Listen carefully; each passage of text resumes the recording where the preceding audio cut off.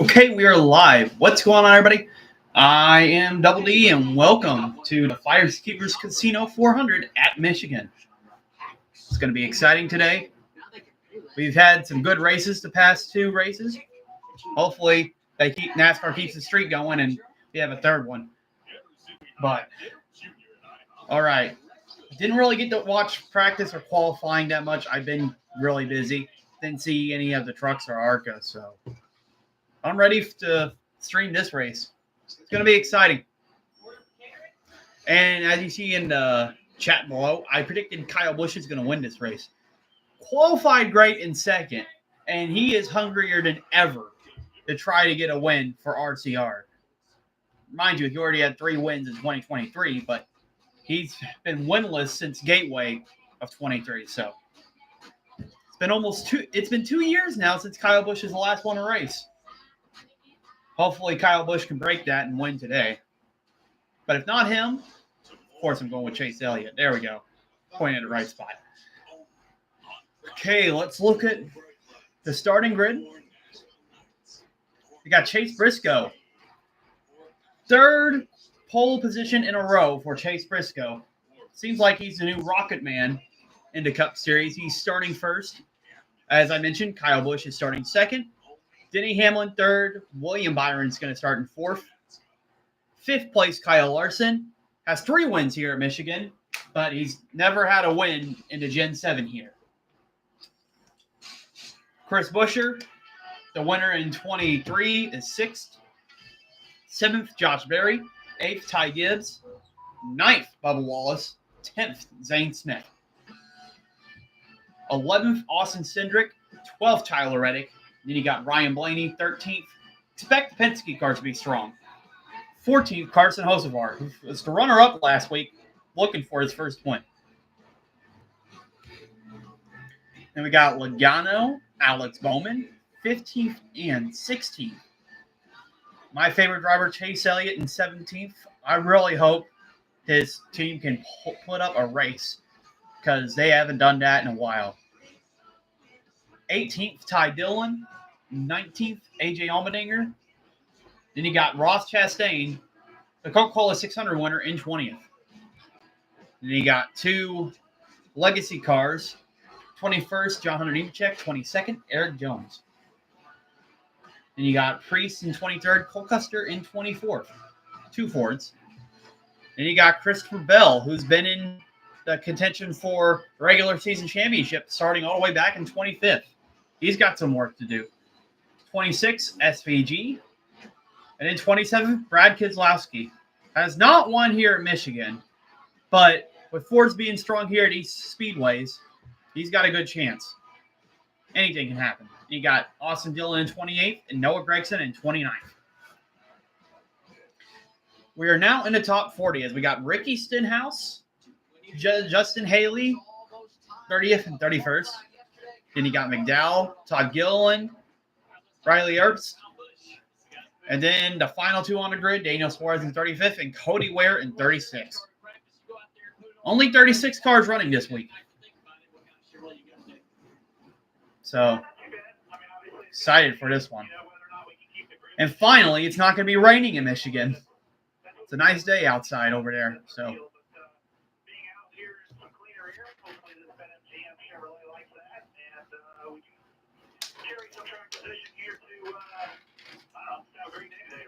see, so we just got the new announcement that Rams are returning to the Truck Series, and there's also been rumors that there's another manufacturer joining NASCAR. Can't wait to see who that is, and if that happens.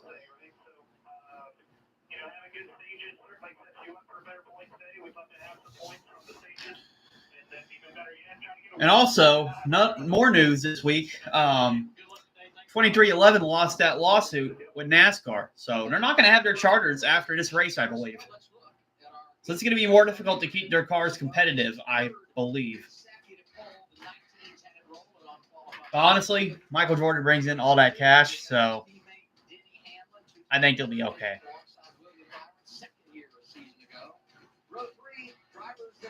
only going to be me talking for stage 1 because I'm trying to get my phone to charge. But once we get to stage 2 and stage 3, Discord will be up, and I'll have my watch party friends come in and commentate as well and have their input. Adam, baby watch for Denny Hamlin and fiance Jordan Fish continues. But Hamlin would love to welcome the new baby boy into the world with his 3rd Michigan win. But a win here in the Irish Hills hasn't happened for Hamlin in 14 years. Yeah, Hamlin still has that baby boy on the way, and his wife has not had birth yet. So I wonder if he's going to end up leaving this race or if the baby can hold off. I mean, I'm not sure if she's there, but imagine giving birth during the race. But it'd make it even better if he wins. I don't care because I don't really like Hamlin that much, but he'll be good for him.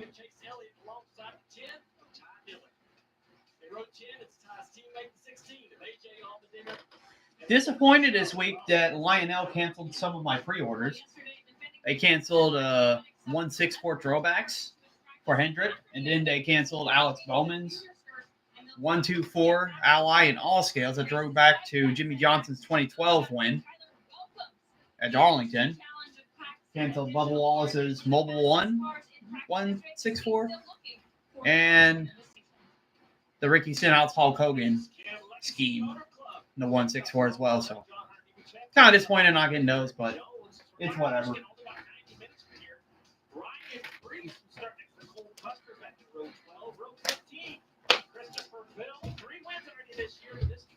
All right, if anybody is watching, I hope your day's going good and you're going to enjoy the race soon.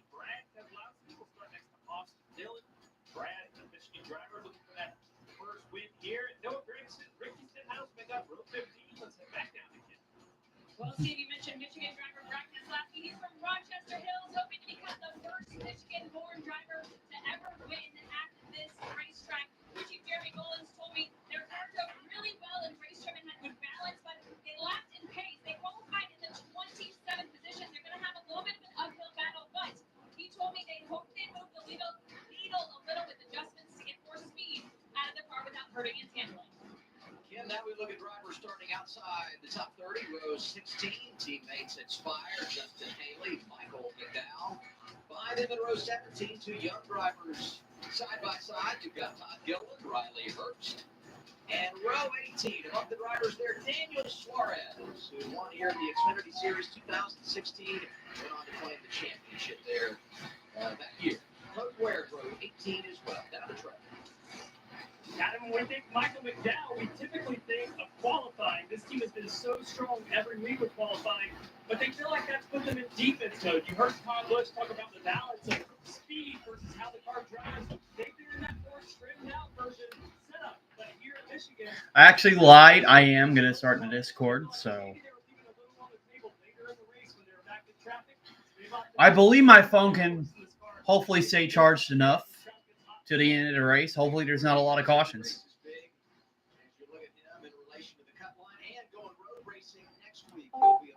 What's up, Daniel? All right, and Jader has joined. He's finally made it on time for a watch party this year. That's actually crazy. I made it finally before green flag, if you think about it. This is like my first race since I made it before the green flag. Yeah, it is. Congratulations.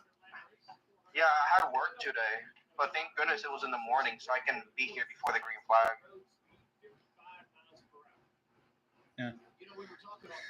Yeah, I just told everybody in the chat, psych, I am uploading Discord. I think my phone can last till the end. Hopefully there's not a lot of cautions. No, that's not you. I don't want to upload that link. I want to upload Discord. So, my prediction today, Jader, I think Kyle Busch has got a good chance of winning. He's good at this track. He's never been bad at this one. He's never been bad here. Yeah. Like, Austin Dillon even does decent here. I know this RCR is really good on the super speedways, but when it comes to, like, short tracks and intermediates, they're not that good. This is I feel like this race is like a super speedway. Not really, but the car drives. I don't know. Like, I feel like they can pick it off. The thing is, though, with Austin, he's scared of going. He said on the radio, he's scared of going through full throttle from one, two. Yeah. Well, the thing about these next gens, they're a lot more draft dependent. So this track acts like a super speedway at times. So yeah, I feel like Kyle Busch will do really good, and tight ends. Yep. All right, green flag. All right, here we go. Flag. There's a Goodyear blimp. I actually saw the Goodyear blimp a few weeks ago, but that was the same day my phone was not working. Gutted, I could not get a picture of it. But here you go. On the back straightaway, Chase Briscoe with his third pole in a row, trying to put on his best impersonation of Ryan Newman. Then you got Kyle Busch, who still got that rowdy in him, trying to get his first win in 2 years. What's going to happen in Michigan? Clear day. Race won't be rained out. We got 36 drivers trying to win this race to get into the playoffs. Pace cars about to go in. You got cars side by side, ready to go 200 miles around this track. And who knows? We could have a first-time state winner here at Michigan International Speedway. But it's time to find out. Pace car is in. Briscoe and Busch, side by side. Green flag in Irish Hills. Josh Berry already trying to make a move on the inside. Trying to side draft Kyle Larson. But he's not going to have any help on the bottom. As he's going to fall back in line. But Kyle Busch staying side by side with Chase Briscoe. Is he going to complete the pass on Briscoe, or is Briscoe going to control this race? But they are side by side going into turn 3. It looks congested more toward the middle. Hocevar almost got into somebody back there. And Briscoe's got the momentum on the outside. He's going to lead lap 1. All right. Interesting. Oh, Bowman all the way to the bottom. Cindric almost put that Logano block on him.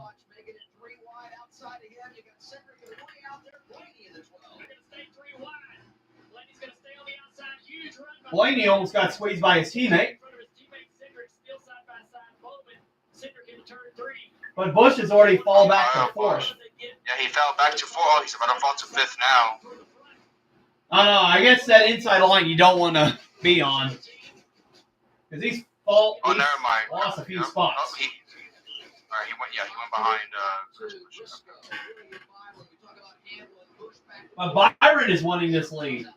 He's led for so many races and is unable to win them. The only one he won is where he led the least amount of laps, the last lap at the Daytona 500. Yep. Yeah, right now Byron tracking with the fastest lap right behind Chase Briscoe, trying to get that early lead. That clean air can possibly help his 24 Raptor Chevrolet.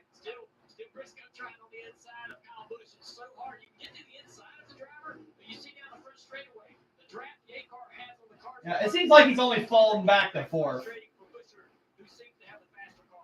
But as long as he can stay in the top 5, top 10, he'll have a chance to win.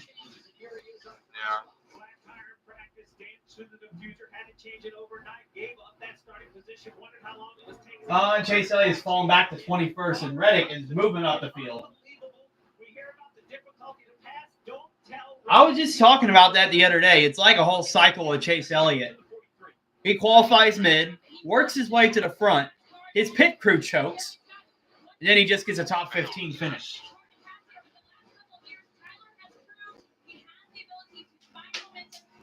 Said that last week in Nashville, too. And you know, Jader, that baby boy that Denny Hamlin's having is still on the way. No, we won Hocevar. Yeah, exactly. We won Hocevar. Wait. Why is Lance Stroll racing today? Lance Stroll. Why is Lance Stroll's racing today? Look, he's in the 9 car. What is he doing? Bruh, I just got trolled. Lance Stroll. It's crazy. You know why I said that, right? Yeah, I know. It looks like the F1 Aston Martin. Yeah. No, that's not Lance Stroll. That's Fernando Alonso. Yeah, you're right. Because I have a question. Do you think if Lance Stroll went to NASCAR, he'll be successful? No, he's just No. terrible. He's a terrible driver. Okay. Yeah, he's got Oh, daddy's there goes pass. Ty Dillon for 3 wide. Oh He's no! passing. Put your helmet on, For helmet. the pass? That Daddy was didn't clean. make that pass. Bro, he made that. Bro, Ty Dillon is woke. That was a good pass by Ty. Yeah, I do not like how Elliott is doing this early. He is falling back.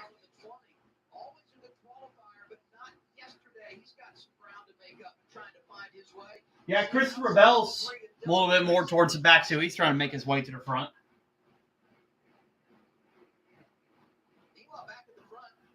And Briscoe and Byron are still by each other, but Byron hasn't really been able to make a pass on Briscoe quite yet.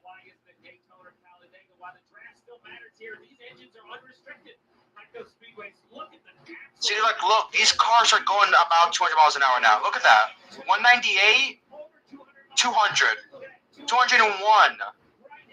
Yeah, they're going 200 miles an hour, but remember in the Gen 6, they reached up to 214. Yeah, that's true. This track races like a super speedway in a way sometimes. I remember this was the same race, too. Last year, Corey LaJoie did a flip. And actually, the car, Kyle Sieg flipped in the Xfinity race last year. Uh-huh. So, I wonder if we'll see that again today. Hopefully not.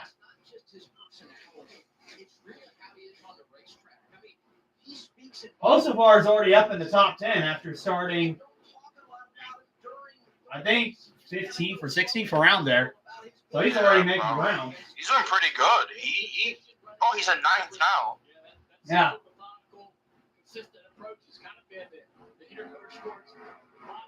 Yeah, 2 drivers up front are the ones that have struggled to try to get a win this season. Chase Briscoe and William Byron. Although Byron's won the 500, he has not been able to close out a race himself. And it looks like they're going to commercial break already. But remember, it's not NASCAR on Fox, it's NASCAR on Prime. Side by side.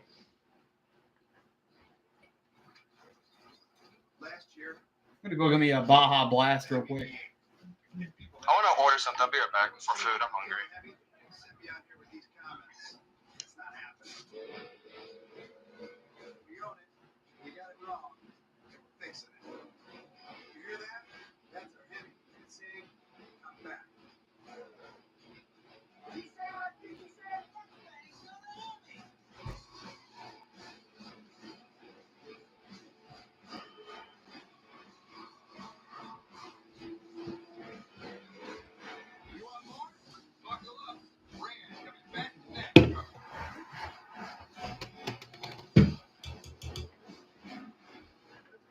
All right, let's look at the top 10. So we got Chase Briscoe, William Byron, Denny Hamlin, Chris Buescher, Kyle Busch, who's fell back 4 spots. 3 spots. I got to remember how to do math. 6th, Josh Berry. 7th, Ty Gibbs. 8th, Kyle Larson. 9th, Carson Hocevar. And 10th, Ryan Blaney. And see, Ryan Blaney's already in the top 10. I told you those Penske cars are going to be fast. And usually the Fords are fast here. And Byron trying to challenge Briscoe for the lead using that side draft. Briscoe trying to stay up high in the wall, but it's not going to work as Byron is going to clear Chase Briscoe into turn 3. And he's going to have a big gap. So new leader in William Byron in the 24. Give yourself a chance to say, I'm back. Ask your doctor about good sellings. All right. I just wonder if Byron's going to be able to close this out, or is he going to blow it kind of like he did in Nashville and Charlotte?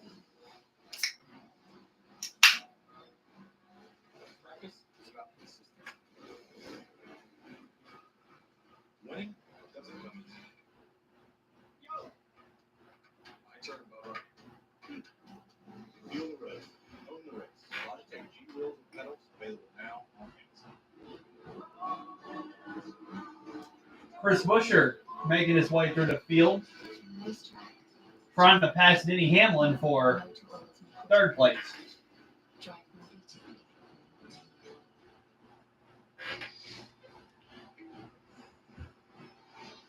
Day fans, find your favorite driver and official NASCAR merchandise. Yeah, remember Chris Buescher's got a win here in 23. He's pretty good here. The Amazon shopping app.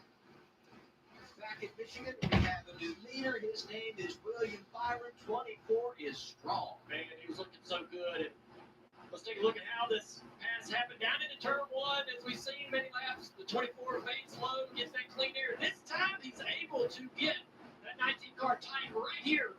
And he's able to side draft. Even back there, he side drafts right at the side, two side drafts. The 19 lets him go. 24 is out front.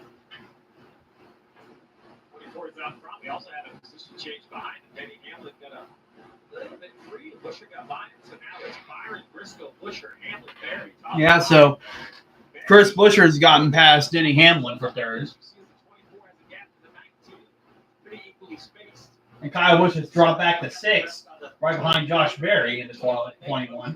Outside the top 25 or 28 in practice, not good on the board at all. Both of them go there and qualify really well. That would tell me that they have their cars trimmed out, all the downforce stripped away to make the cars go fast in a straight line and qualify well. But they're hanging on to that track position. The same car, though, struggling up the racetrack. Here comes Gibbs here in the 54. And we're going to talk a lot about trimmed out and downforce. There's really two things to consider. One is where you put the car on the racetrack, how high or low, how much sprint rate you have or don't have. That's Ron Borman, Ty Gibbs, and the Monster Energy. You also have to build your car a certain way. While these cars Yeah, good thing for Kyle Busch, though, it is really early in the race. You can still try to make adjustments on the car and try to make it better throughout the day.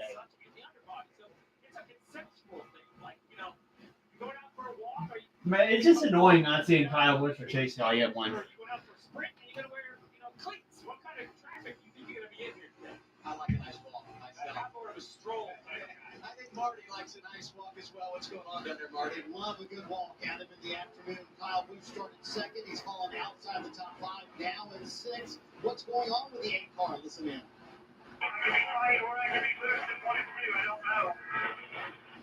With that simple comment, Junior, kind of speaks to what Kyle told us after qualifying yesterday.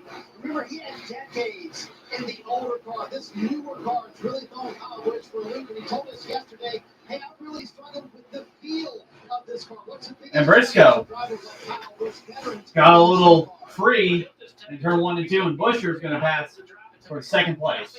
Obviously, is one of the most talented drivers in the field. But when your car can't do the things you need to do, I'm back. I ordered some food. What'd you order? Fried chicken, rice, and fries. Oh, Chinese food? Chinese food? Yeah. Yeah, about Okay. Chinese food. Okay. All right. Hopefully no one heard that on screen. But we got Byron and Buescher, 1 and 2. We got Briscoe third. He drops back to third because Buescher passed him for second. Fourth, Hamlin. Fifth, Berry. Now you have Hosebar getting passed by Blaney for ninth place.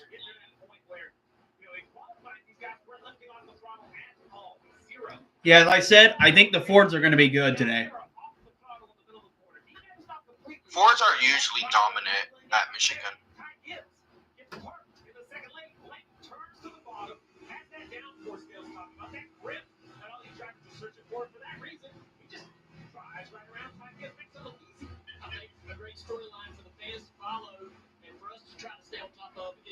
Yeah, one of my friends is at Michigan today, too, in chat. Jonathan is. What'd you say? Jonathan in, like, the NASCAR league chat is at Michigan today. Really? Yeah, one of my friends are. So that's cool. There should have been a women driver. I'm just kidding. Has not won a race here since 2015 when Matt Kenseth got it done. Teammates. Yeah, that was interesting about the truck race. I heard Stuart Friesen won. First time in, like, since 22.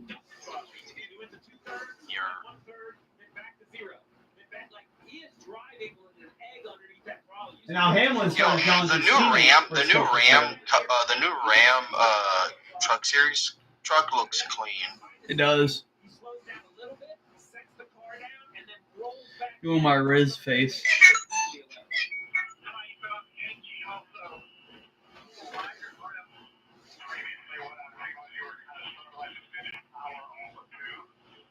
203. Yeah, they're going pretty fast around here. Honestly, I'm mad they got rid of Auto Club. They should have never done that. I love Auto. Next gen ever run an Auto Club? Yeah, they did in 22 and 23. Oh, yeah, they did. Yeah, that's right, yeah. If I remember, Larson won the race in 2022, and then Kyle Busch won the last race of 23. Yeah. I'm still mad about that race in 22 because Chase Elliott was about to win too, and of course he gets into it with Larson. Yeah. I don't know. Like the Chase Elliott and Larson thing kind of reminds me of Jimmy Johnson and Jeff Gordon back in the day. Larson's Jimmy Johnson and Chase Elliott's Jeff Gordon. That's so true. And then Larson did the same thing to Chase at Watkins Glen that same year. So that made me like, I was still kind of a fan of Larson, but he was like my least favorite Hendrick driver. Really? Yeah. He kind of still is, but I still root for him. I never got the Chase. I'm gonna keep it. I know this is gonna sound stupid. I never got the Chase Elliott hype.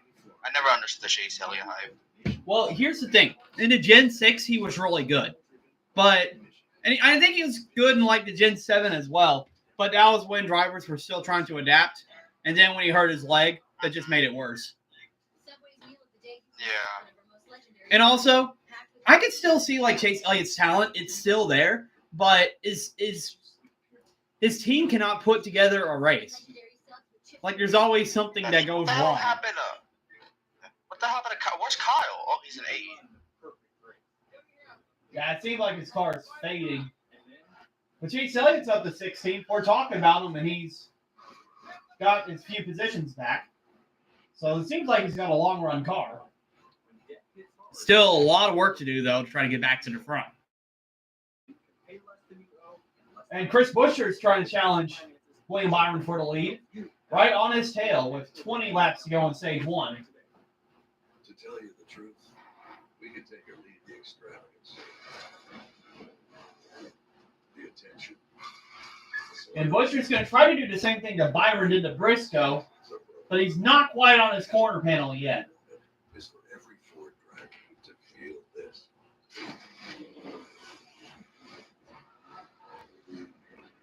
And Byron looks like he got free up the track. That's going to be Buescher's opportunity to pounce right here. But Byron's still a little bit clear. I feel like Buescher's going to pass him in like either this lap or next lap. But here comes the 17 of Chris Buescher really flexing his muscles in the middle part of this run. Car does everything you wanted to do in second, had the speed to run the 24 down. Now Dale can easily run a lane lower than the 24, but can't do it. I'm right there, car throttle. I'm wondering if the 17 isn't back and just saving a little gas. Just trying to short up that pit stop. Let's see if he runs car throttle down the straightaway again. I'm not going to lie, Buescher's scheme is underrated. Really? I'm not the biggest fan. See right there, wide open down the front stretch. He turns to I just think the Heinz and the sandwich on the side is kind of cool. See, is he going to try it again here? Byron's still ahead. Hendrick car of William Byron is strong in that clean air.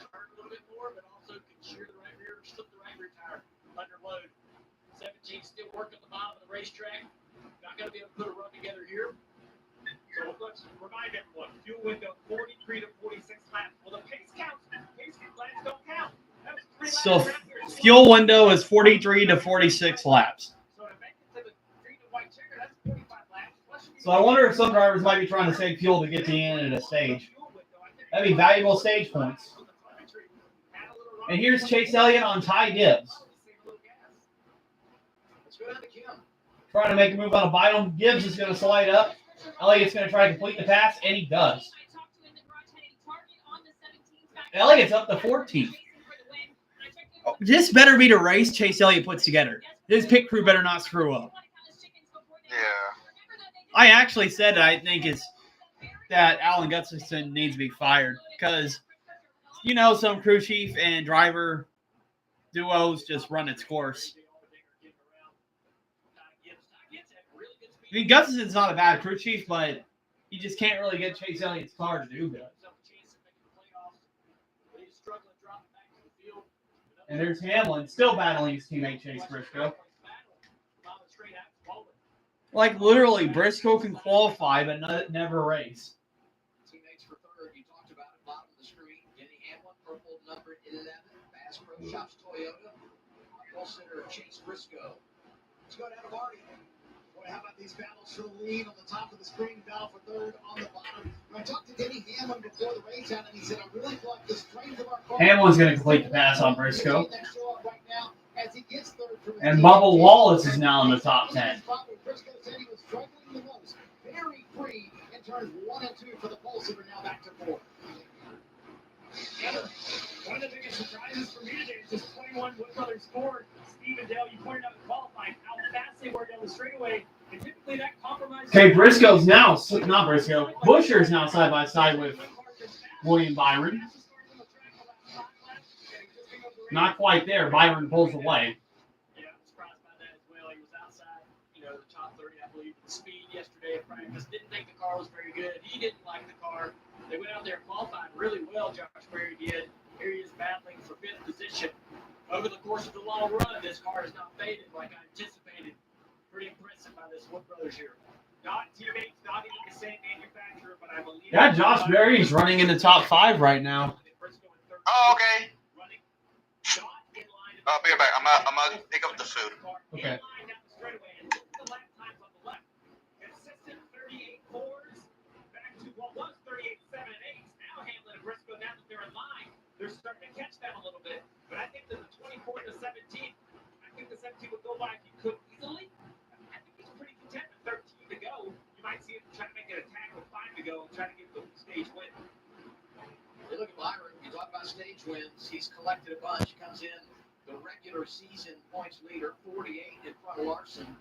And he seems to score stage points each and every week. Had a tire issue early in Kansas City. Daniel Suarez is the first one to pit. And every stage we've had, 99 is in Trevor. Yeah, the 99 reported a vibration. Thought it might be a little bit of rubber buildup. Oh, it's a vibration. Issue escalated to the point he needed to come down and get those tires, see if they can fix that vibration for him. We saw some left sides go flat in practice. We basically attributed it to some low air pressure. But then after practice, Marty let us know that he had talked to some crew chiefs that saw some heavy left side wear. Sometimes the tire can wear, not to be like wear through the rubber, but it can wear in a way that it can't shake. At 200 miles an hour, everything gets amplified. We'll just have to get a look at that 99, see if there was a wear issue as the leaders continue to run nose to tail. Daniel Suarez looking forward to going home next week. Out front, it's William Byron.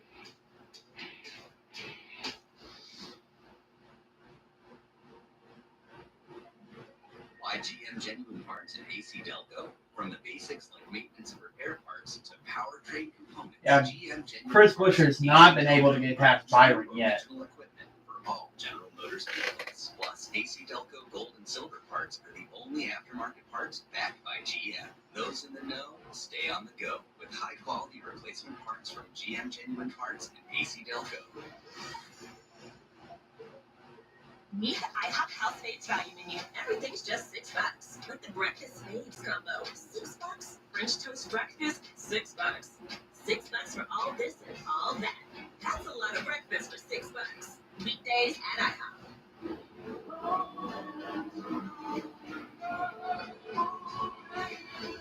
From racetrack to road, Mobile One Motor Oil's make whatever you drive. Drive more beautifully.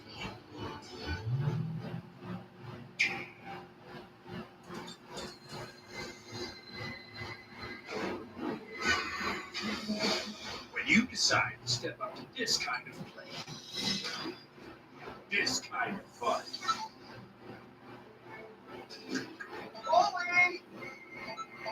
this kind of experience. Hey guys, why are you dressed like you're in a boy band? Let the games begin. Nintendo Switch 2 altogether. Time. Rated E for everyone. Chewy embroiderers on the way for Rex. Who wrecks everything he gets his jaws on. See, Blaney's trying to challenge Larson. Chewy live chat to learn Yeah, I believe Blaney's going to continue to go through the field. and to get helpful tips on getting Rex under control, like trying enrichment toys. And maybe a crate. And definitely a slow feeder. For helpful humans with 24/7 support. For life with pets, there's Chewy. Mr. President.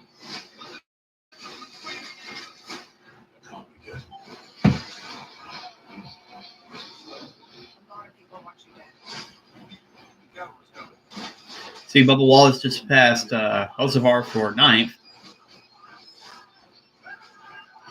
Elliott is still in 14th.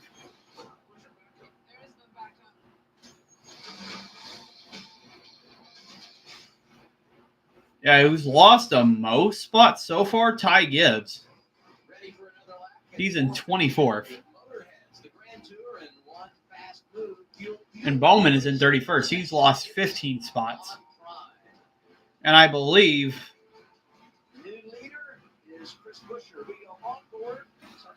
and Busher just completed the pass on William Byron for the lead. And there's Chris Busher, 17, able to drive around William Byron while we were away. Yeah, down to turn 3 to 17. We felt like he could have made this pass at any moment. He decided this is the time to do it. Right to the bottom, sealed around that white line on entry. Gets up alongside the 24, and I think Williams is going to let him have it. He doesn't go down there and try to side draft and slow him down. No balls in line here, and new leader for the 17 here. Well, if you can win this stage, looking like Yeah, so new leader, Chris Busher. right. So 10 points for a guy that has yet to win a race. That is going to take some of the pressure off needing to win to make the playoffs. Although I believe the 17 at this sort of pace, not here, it's somewhere. And behind this group of cars, the 17 to the 24, Jake Allen has closed the gap. 5 laps to go. Might have an opportunity maybe to get to the 24 car. We'll see, but good speed at least out of this 11 car here late in this run. Trevor. Yeah, Dale, I want to take a look at this tire here. Big blister on the track from the 99 car that we saw pitted lap 32. In my experience, that's been a tire that's not wearing, just builds a lot of heat because the way that it dissipates heat is through that wear, right, Steve? That is absolutely right. A blister on a tire is just like touching something with your hand and it blisters, right? With the tire, rubber doesn't wear. It starts, we'll call it a quarter inch, a few millimeters thick. And as it wears, it lets the heat out. If it doesn't, it's like just wearing a sweater in the summer. It builds and builds and builds and bubbles up and it pops and then it shakes. The 99 of Square is unfortunate that he had to pit, but super fortunate it wasn't a bigger issue or a wreck on the racetrack. And also fortunate he's the only car 1 lap down. Yeah, so Daniel Suarez had blisters on his tires. That's why he had to pit. There. But I will tell you, they need something absolutely major. Started in the 16th position. He is down to 32nd, a second and a half off a lap. Something is massively wrong with the handling of this 48. Let's go to Kim. Yeah, middle of this run, he came on the radio was saying he was chattering the tires. He said the turn is pretty good, but I cannot get down on the right foot like I want to. Now, Kim, it's all about just managing it, right? 3 laps to go. He knows how far back the leader is, just trying to stay on the lead lap, which he should be able to do. He has about 5 or 6 seconds back to the leader, but big changes for the 48. This 11 you pointed out, he's on the scene there in 3rd. He's running Byron down. I feel like in the last few weeks we watched these races, and every time we look into the. All right, so now we're going to have 2 laps to go in stage 1. Hamlin's closing on Byron for 2nd. It seems like Busher is going to be good for the stage win. Yeah, absolutely. In my mind, picking early favorites for who can win this championship, the best guys that are top of my list, they've been able to be consistent.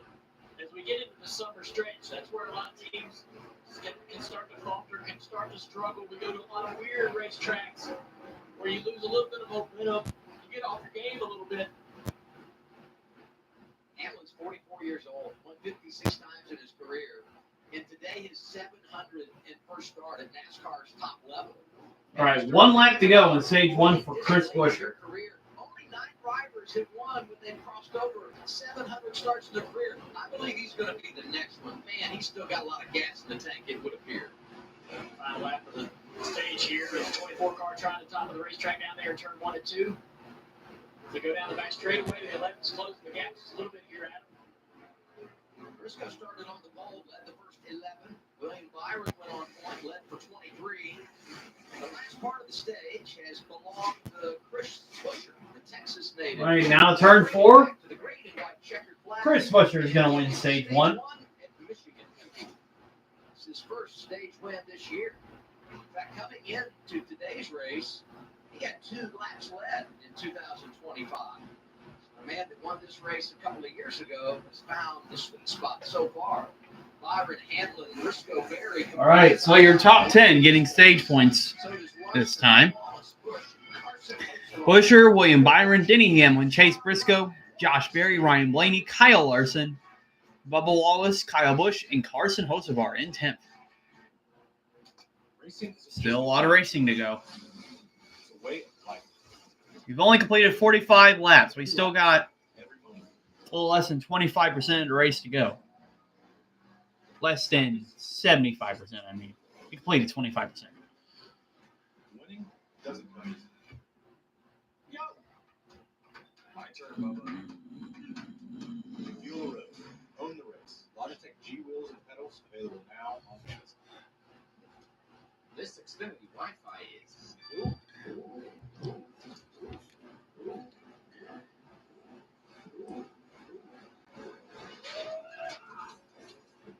Stop. The Wi-Fi is booming like a Please, move sideways. It's bursting with Wi-Fi. Well, everyone knows I'm bringing in the scene is going to routine. The Wi-Fi's booming.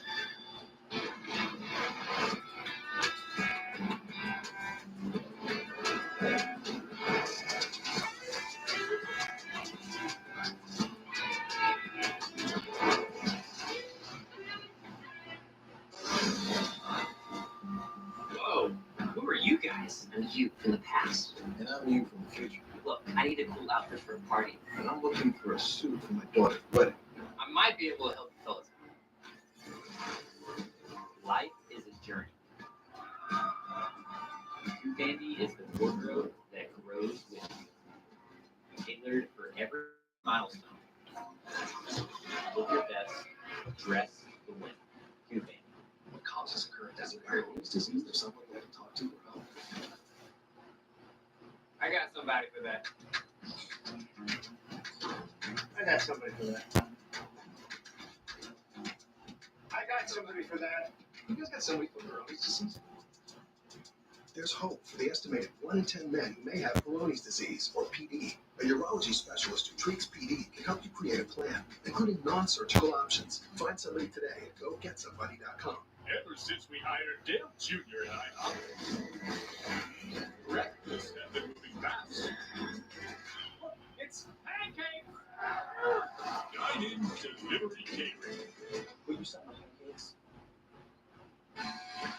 NASCAR on Prime Video is brought to you by Goodyear. All right.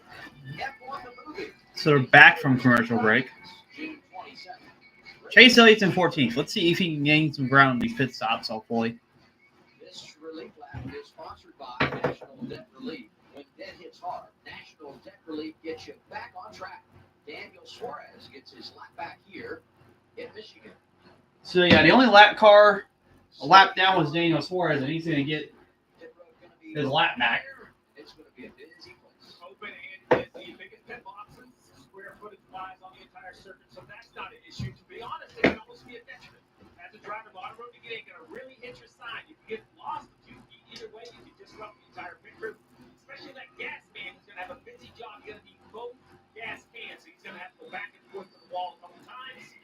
You see the decisions on pit road. Everybody's going to take tires, but how much fuel? When you wait on fuel, if you want to be full, you'll absolutely have to sit in your pit box. If you want some track position, you can gamble and leave not full. Kenny Hamlin comes in third. An outstanding crew when you talk about going over the wall and getting it done. Here they are, Kim.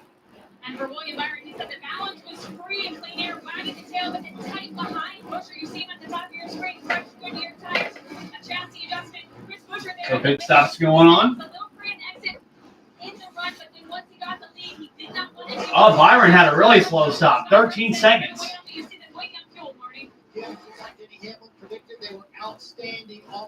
Busher a little bit slow as well. But Hamlin, a really good stop. But Blaney, better stop. And Blaney's going to be the first one off pit road. And Chase Elliott gaining 9 spots on pit road.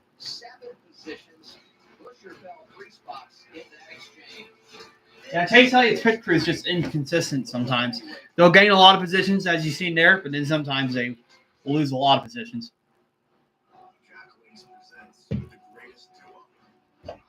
But did some of the drivers' fuelmen fuel up properly, though? That's another big question.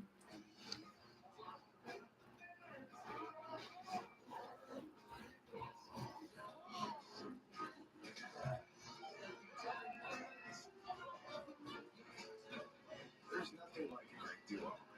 2 flavors, 1 bag. New Jack Link's Duos. I switched between boots and salads. My boss truly wanted back driver. I feel like a savage. Like the macho man, Randy Savage. Oh yeah. That's a one-told tag team. Dig it. Yeah. Driver, back breath. 1 tool, 2 jobs. The more you push, the more you feel like a. Don't wish. Don't hope. Don't dream.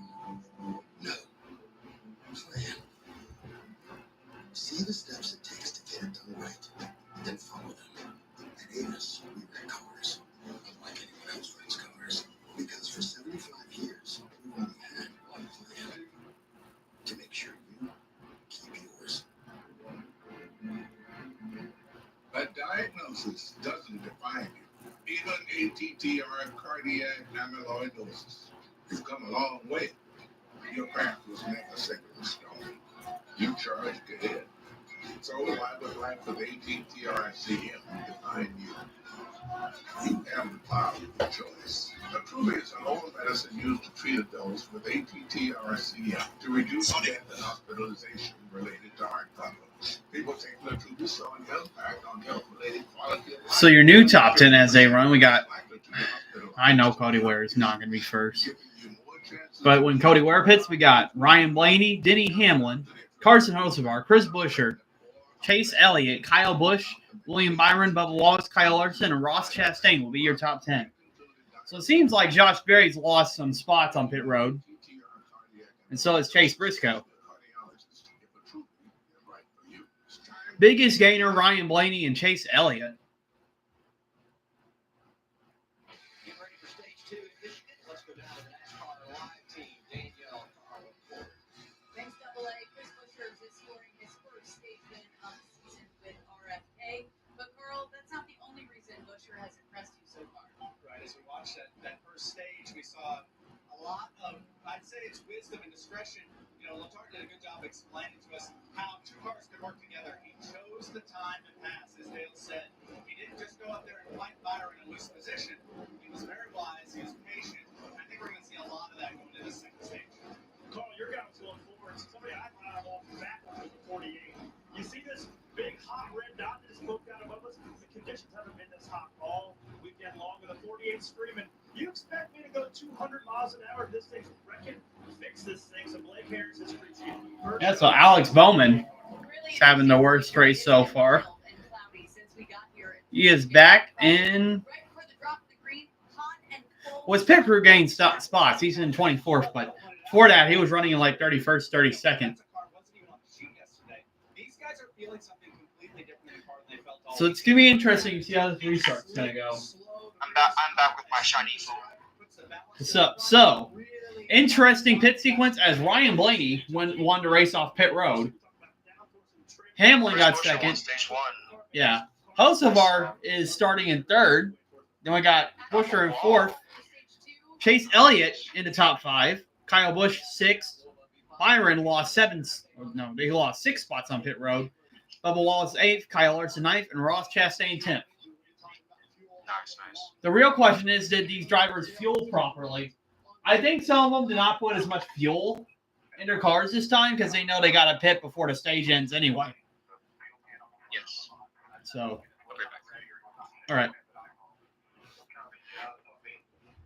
Denny Hamlin saying that one was on me. So, Steve, how many times does it come down to communication on pit road of when you need to leave, especially when we're talking about fractions of a second and more fuel here on pit road? Yeah, drivers are trying to lead on the jack, and it looks like he just kind of left on his own. So the big question mark for the 11 is where this fuel can come. Look at this guy right here, playing defense. The other pit crew member stops the can from sliding. The other issue is if it was still being fueled as the car goes up. Look like this is not the gas man right here. The gas man's already dropped it. This is the front tire changer or carrier, and he's going to play a little defense. It's like stopping the run. He's stopping the Sunoco run right there, picking the can against the concrete. 70 miles west of Detroit, he can play shortstop for the Tigers. Yeah, Hamlin almost got a penalty for pitting out of the box with his fuelman. But smart thing by his fuelman, he kept the fuel can from going out pit road, pit lane, pit box.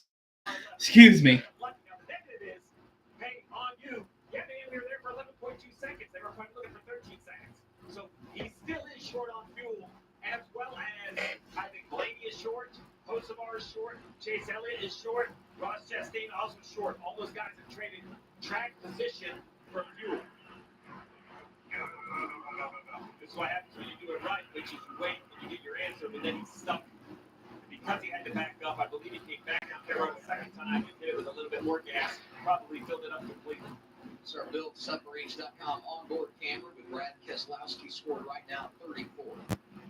Just like the start of the race, the control vehicle takes the outside lane. Blaney to the right of Denny Hamlin, row 2. All right, Blaney on the outside, Hamlin on the inside. Smart thing, Chase Elliott picks on the outside. And here we go. Green flags back in the air.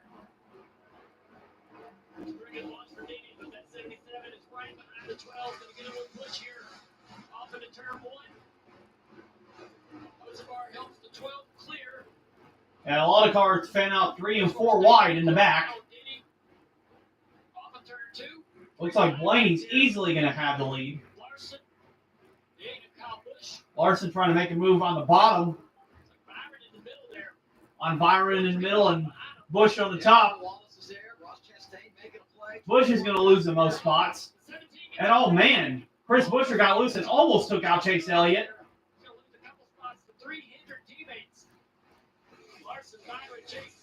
Oh, that was close. Oh, Chase Elliott. Wow, going 4 wide. What a pass by Chase Elliott. 2 seconds. That's insane. I thought he was going to turn right into Byron right there, and he made a aggressive pass to second. That's the Chase Elliott we've been missing since last year. Wow. What a move. That was a really good move. Gutsy, but he got it done.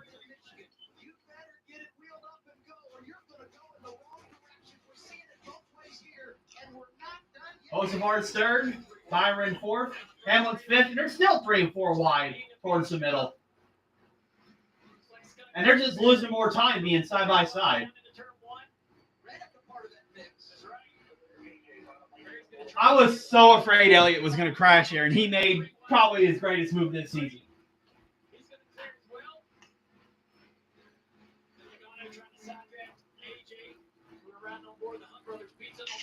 Could this be the day Chase Elliott finally breaks his winless streak and gets a win here?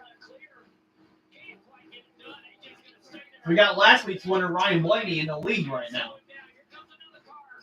And Logano going slow. Let's go. As much drivers get past as you can. Please.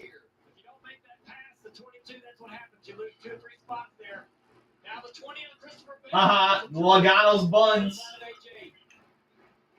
He getting side drafted by Hunter Nemechek, and he's about to get passed by Riley Herbst. Man, he's getting banged by Toyotas. Been good at this racetrack, and his teammate is there with him. And Barry getting slowed by Eric Jones in the 43.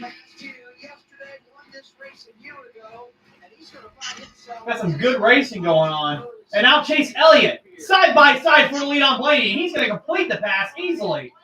New leader, Dawsonville's own Chase Elliott, my favorite driver as well. Come on, Chase. Finally, I get to see him lead a lap for the first time in a while. If he can hold off Blaney here.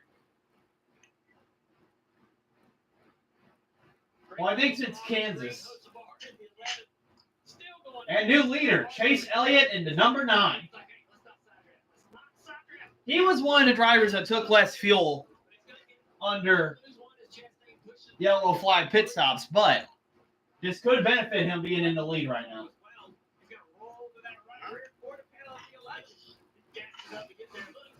Oh, Larson Hamlin putting a bumper to each other, and Hamlin almost crashed. But what a save. Larson was not letting off the gas, and neither was Hamlin, and they almost wrecked. Bro, stage 2 right now is really good. It's a lot more chaotic. And look at how many spots Larson has gained and Hamlin has lost, all because of that battling right there.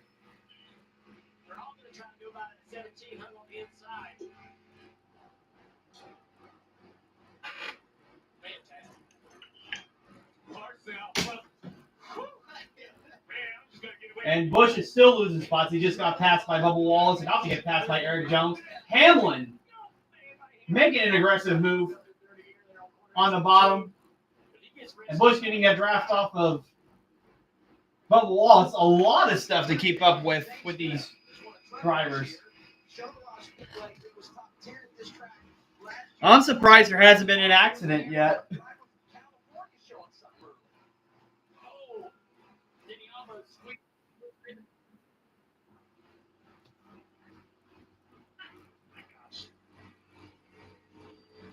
Yeah, Buescher has lost some spots on the restart, and so has Hamlin. Byron's the only one that has not lost as much spots at all. We got a crash. Noah Gregson and John Hunter Nemechek. Gregson's got a flat. It looks like Nemechek has too. First caution for contact, and those two cars are involved.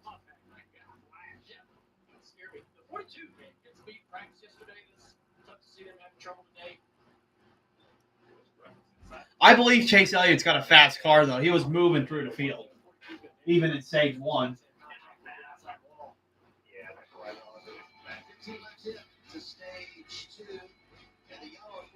I couldn't really tell what happened from that angle. Looked like both of them just spun. Oh, Nemechek got loose, and Gregson got loose in the same corner.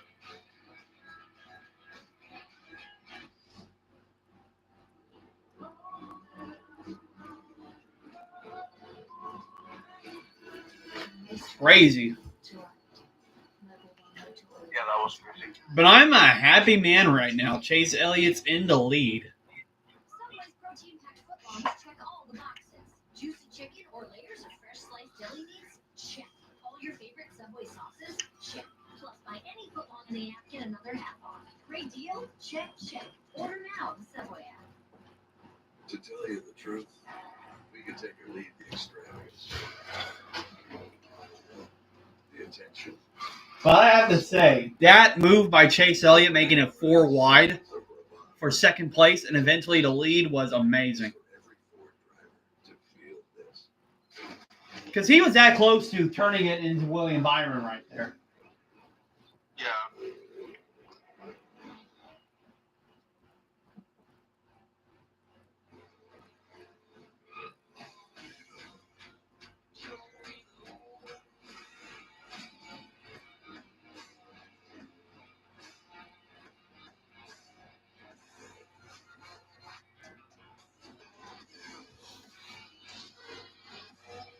And there's Livy Dunn of NASCAR, Corey Breidinger,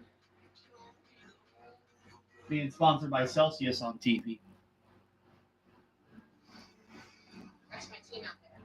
If our network goes down, lives are at stake. Our comms, they have to work. For the mission, well, That's why your heart number thrives in Frontline, the network that truly prioritizes first responders. so we don't worry about getting through. And they're the most reliable 5G network in America. Out here, reliability is everything. Extreme or routine, Verizon Frontline delivers. The the #1 network choice in public safety. Learn more. Your mission is our purpose. After 17 years, the NASCAR Xfinity Series roars back into Mexico. I don't think I'll be going to the IndyCar race next week. Disappointing, but I'll be able to see the Mexico race though. Yeah, that's good. The danger will be high, and the racing will be right on the edge. The NASCAR Xfinity. That's misadvertising by NASCAR. I don't think a flip is going to happen at a road course. Imagine. It has before, but really rare. Great racing today in Michigan. Road racing next weekend as we head to Mexico City. It all begins Friday. A couple of tough practices. NASCAR on Prime. Xfinity Series on CW. We're qualifying Saturday. Xfinity race there as well on CW. And round 16 happens next Sunday. NASCAR Prime live from Mexico City. We got some takers. The road is All right, we got people pitting. More drivers toward the back, it seems like. Got the 21, Josh Berry coming down for some adjustments. Josh Berry's one of them. They were one of the teams that didn't take Toucan's last stop and then lost some track position, so they're taking this opportunity to try to get ahead on it. Leave it to Paul Wolf to go with a divergent strategy here. They waited on the last stop for Joey Logano to make sure it was packed full of fuel. They're going to pit here and make sure it's full again, but with 58 to go, that means they could not make it to the end of the stage. Chase Briscoe lost some track position, and now they have to jack up the car. Yeah, Chase Briscoe, the pole sitter, is also pitting. Yeah, mainly cars that are struggling in the back pitted. Well, tires make a difference, though.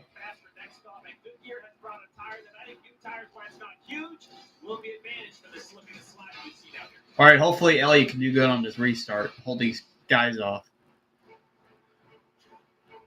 You can run the perfect race. And yeah, leading the back on the final lap. And then, boom. Oh, Hamlin's hit. Hamlin is out of it. That's true in racing and life. When debt hits hard, National Debt Relief helps you take control. So you can pay less than you owe and less time than you think. When life wrecks your finances, National Debt Relief helps you get back on track. Visit National Debt How did Chase Elliott's Darlington throwback sell out? This isn't just a race. For the elites It's science. on Lionel. That makes zero sense. It's physics. Like, it's literally his worst paint scheme. Innovating. Chase Elliott fans are too loyal, my man. Testing our cars, Yeah, I know. our limits. Like, I'll admit when something's bad or wrong about Chase Elliott, but these other fans are just crazy. So we can all move forward together. You have normal Chase Elliott fans, and then you have crackheads. True. You need an advanced dynamic system. Now the Denbix Motor X tire inflator household. It shatters inside stereotypes. As portable as the small, as powerful as the large. But that's not all. A leading power bank. Powerful light beyond your imagination. Denbix Motor X redefines your journey. When my doctor gave me Breasttree for my COPD, I noticed things changed. Breasttree gave me better breathing starting within 5 minutes. It also reduced flare-ups. Breasttree won't replace a rescue inhaler for sudden breathing problems. It is not for asthma. Tell your doctor if you have a heart condition or high blood pressure before taking it. Don't take Breasttree more than prescribed. Breasttree may increase your risk of thrush, pneumonia, and osteoporosis. Call your doctor if worsening breathing, chest pain, mouth or tongue swelling, problems urinating, vision changes, or eye pain occur. Ask your doctor about Breasttree. Welcome back to Field and Stream on Everyday History. Keep track of the story, your story. We exist to help you share the moments that matter. I mean, I am ordering his 164, but the only reason why I'm ordering that, I'm trying to complete my 2025 collection of the 164s. Because I got pretty much every car of his collection from 2024. I'm trying to get it for 25 as well. That beautiful aerial coverage provided by Goodyear. I had this collection idea, though, Jader, and I thought it may sell well, like around the St. Louis area. I get all the 124 die-cast wins from Gateway. Yeah, right here, 42, John, here, check up the racetrack. The middle groove is just going to get really, really loose. Little snap right there, and then the back comes around. And below him, the 4, right there. Noah Gregson just loses his car trying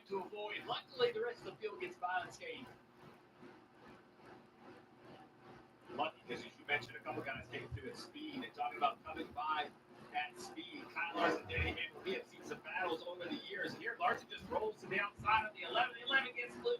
He's chasing it up the track. Yeah, Hamlin got loose there. I don't think that was intentional on Larson.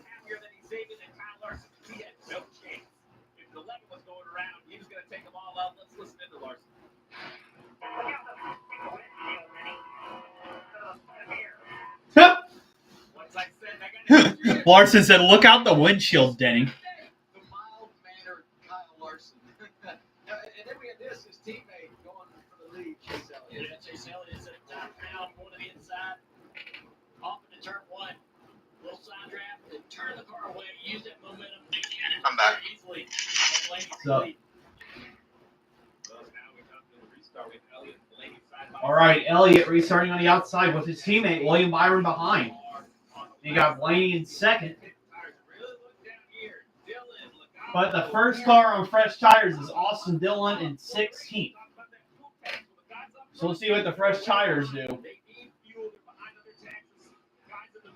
Oh, no, they needed fuel. First guy on fresh tires is Ty Gibbs with 2 tires and 19th. I don't think that'll make a big difference. That's 3 flags back in the air. Oh, SVG top 15. Oh, man. Of course, Chastain's trying to push Blaney really hard, but it's not going to work. Chase Elliott still remains in the lead. Chastain's going to be the one losing spots. And Byron's possibly going to clear Blaney for second. He does. And Larson's going for a move. Hendrick cars 1, 2, 3 at Michigan. Nah, Blaney's fighting back. Larson almost got loose again.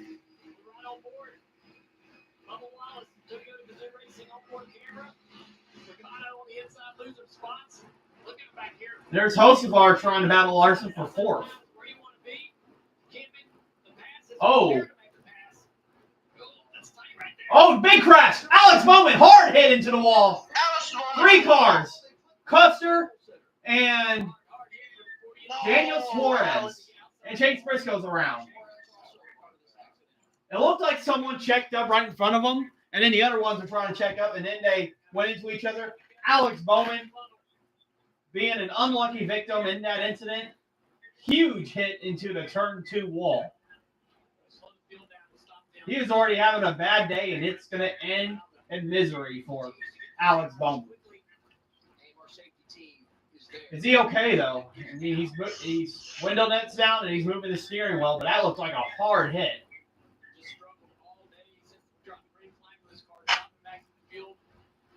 I'm telling you, you get collected and stuff like that in the back.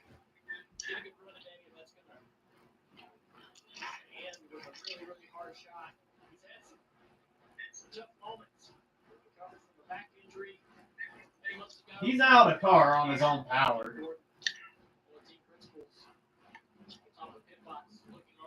Hope he doesn't have a concussion because that was a hard hit. Just watch how hard his car hits, Jader.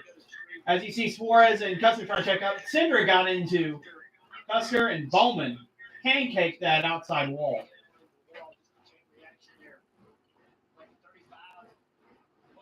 Yeah, Alex Bowman just got collected in someone's mess. Yeah.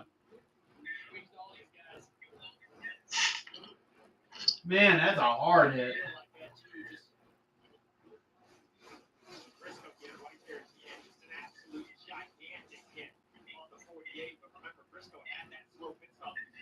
Cole Custer also hit the wall. His car literally got airborne and pounded that wall.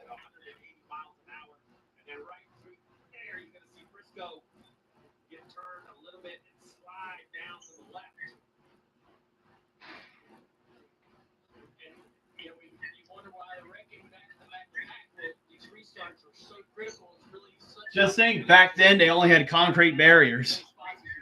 Oh, red flag. Understandable trying to clean up that mess in turn 2 area. Yeah, that was ugly.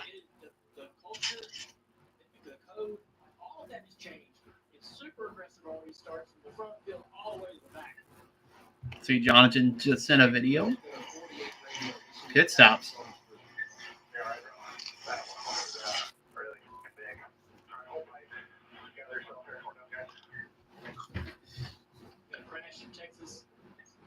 next gen back in car, the wall turned 3, suffered an injury there, had a back injury racing dirt tracks and sprint cars. Just a lot of unfortunate situations that sort of caused this guy's career to stumble and stall in moments. And then as things start to come together, the runs start to come together.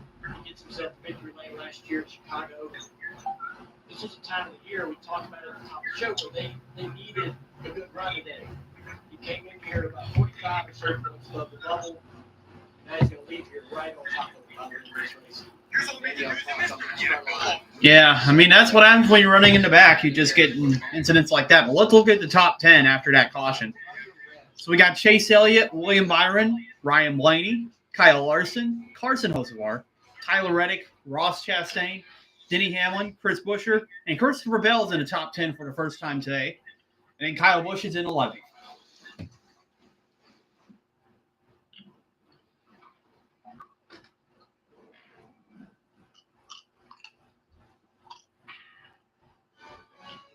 TV provider let me choose what I paid for. I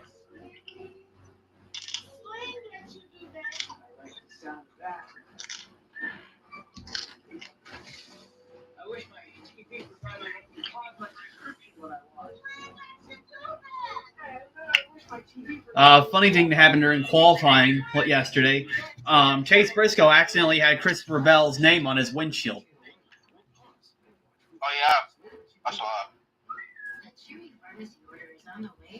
I was starting to think, I was like, does he have Christopher Bell's car? Is that why he got pole?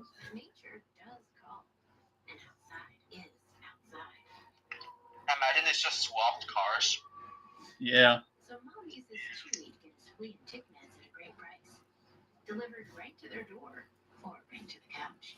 For quality meds at great prices. For life with pets, there's Chewy.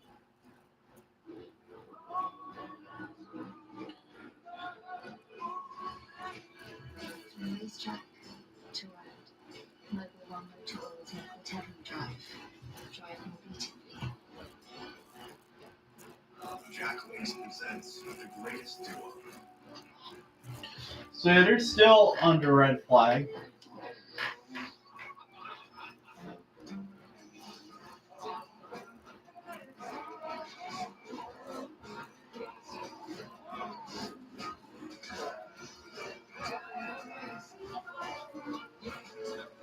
There's nothing like a great duo. 2 flavors, 1 bag. New Jack Links duos. So, you like NASCAR but don't know who to root for? Here's some Toyota legends we get behind. Meet Tyler Reddick. Crushed it in Xfinity Series and now he's here. Basically the Cinderella story if Cinderella drove 200 miles per hour. Then there's John Hunter Nemechek. New kid on the block. All gas, no brakes. Oh, and Denny Hamlin. Ever heard of Daytona? He's won it 3 times. No big deal. We have a lot of drivers. All legends. You pick. You in?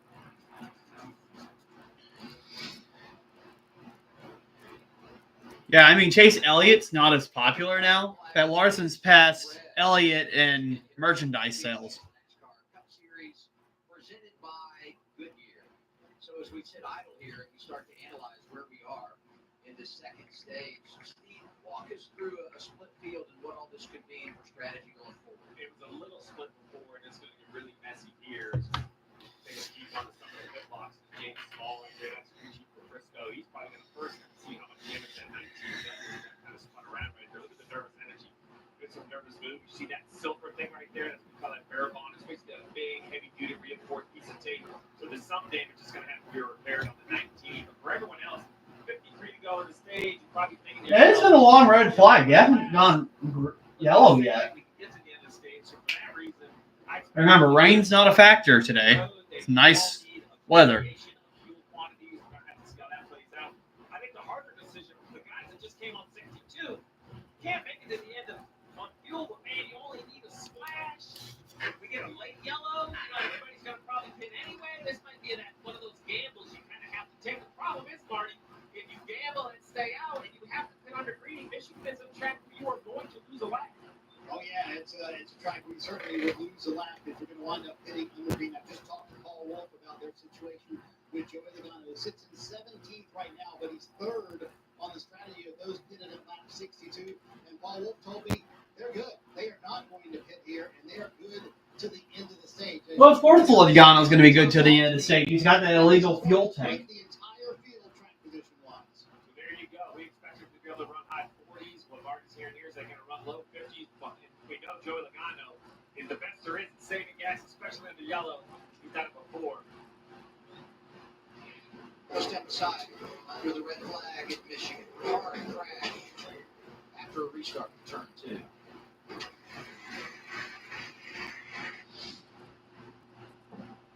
To tell you the truth, we could take or leave the extravagance, the attention, the celebrity, the bragging rights, the bravado. Because all we've ever really wanted is for every Ford driver to feel this. Wait, wasn't there that time where Jordan Anderson, like, literally was trying to get out of his car while his car was on fire and he was still wrecking? Yeah, he was.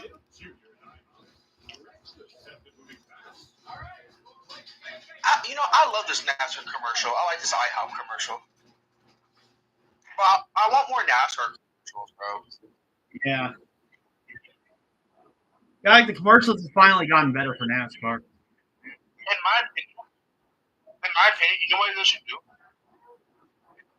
Every commercial should be NASCAR themed during the NASCAR race. Yeah. You ever been watching that? Are you gonna get the Switch too? I don't have Nintendo Switch. I'm gonna get it. It's a good one. Yeah, Anderson's car was on fire. And yeah, he was trying to get out of it and he hit the wall. Yeah. No, that's the scary part. He was already out. He was on the window after the car was hitting the wall. He was on the window. Yeah. I mean, he had to get out of there really quick because he could have been like smoke. He could have inhaled a lot of smoke and that would have been bad for him. Yeah, that would have been even worse. If he got off the car after it was still moving. Yeah. He could have broken his arm and leg. Yeah. Somehow he was okay. I mean, he literally pulled like a parkour move. He hit the wall and he still like hopped on the wall right when the car hit. I remember though he said he couldn't see anything. Yeah, that might have been why. He probably thought he wasn't close to the wall and he actually was.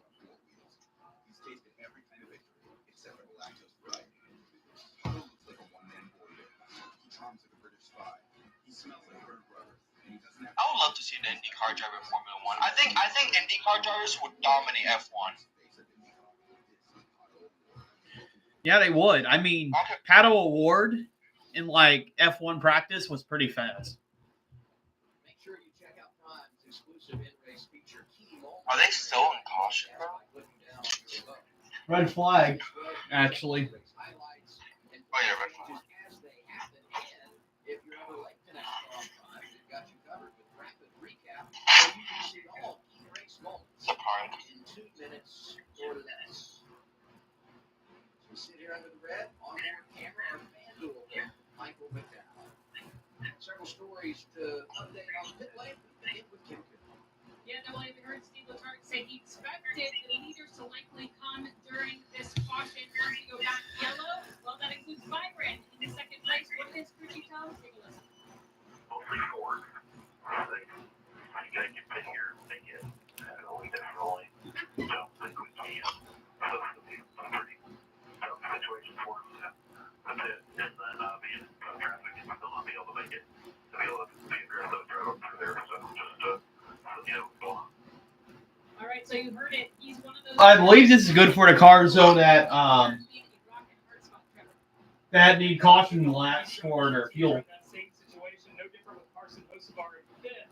Luke Lampert has been talking to him about what they're going to do. I don't think they think anyone can make it from here. Take a listen to what they're talking about. But we're going to be so close that if we start getting cautions after this, then we'll be able to make it. We'll probably just key off the strategy of the guys in front of us. If guys in front of us stay, I'm good with staying with them. I just don't want to be the only one that has to fit in a green. Yeah, so we've already had like 2 cautions on this stage already. You hear it there. Everybody's going to key off these leaders. They don't want to be the only one to come down pit road when the track's under green.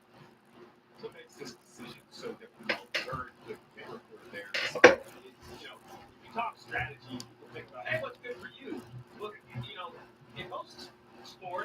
offense against defense, one opponent against one defender. This is, you're playing chess against 35 other guys. Maybe not all 35, but 28 of them, or 30 of them, are really have a chance to upset your game. So you're trying to figure out the William Byers, you're talking about what the Fords can give them. Marty already said the 22-year-olds that can make 62. That's tremendous. I can't believe that anybody, or heading into the day, I didn't believe anybody could make it. That's what they're telling Marty down there. So that'd be a great stretch because William Byers' group doesn't think they can make it. 67, call it lap 68. We'll see. So that's us for sure. I always say Michigan is like the final exam because it tests every aspect of your race team. We talk speed and horsepower and downforce, but yet here we are in the middle of stage 2. And fuel economy is the point of conversation on all these races. He's probably shitting. He's probably talking to other girls. He's just playing with like action figures on live TV. I wouldn't do that. I would be in the freaking booth playing with diecast. That's funny. And it looks like they're back under not green flag, they're back under yellow flag. That was about like 15 minutes.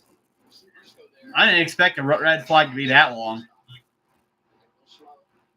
Lose track position, and then you're barely involved in that crash. When you talk about the margins of success and the other side of it, it's so slim. We're right on board here with Zane Smith, poor performance on board here. That's what's going to be talked about in the unfortunate company debrief. I'll be back. I'm service. All right. We put ourselves in that situation. We can't do those things, right? We want to try to win races. They have the speed, 3 holes in a row. Briscoe knows that he needs to get himself to lane his tab to drive this car for that reason. That reason alone, we had a green finish to last year. Everybody was really excited about this pairing and coming up on board with this team. I wonder who's going to pit for fuel or pit in general. It's mentally fatiguing. It's exhausting to try to make sure you support Ah, Chase Elliott stays out. So does Christopher Bell. Most of the field comes in, though.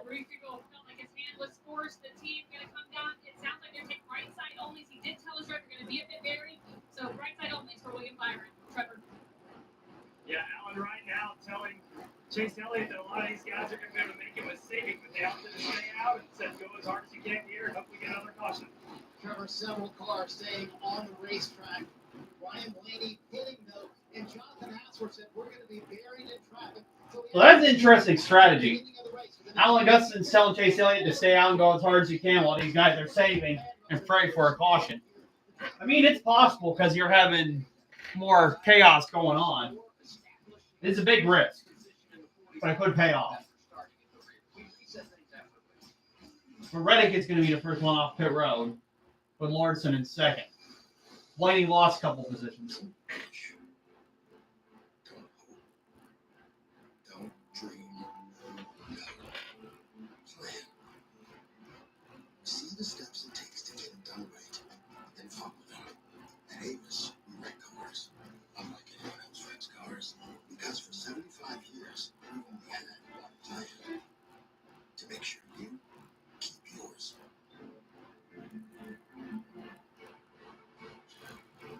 You can run the perfect race. So I'm going to give you guys something random that's really interesting. Well, I think Jader went to go do something. I'll be back. I'll tell you guys whenever that goes on. Hello? What's up, Jader? Yeah, well, So something random I'm going to do starting tomorrow. I'm going to do 100 setups for a whole month and see what happens. 100 setups for a whole month. Yeah, so I'll do one each day for 30 days and see what the results are.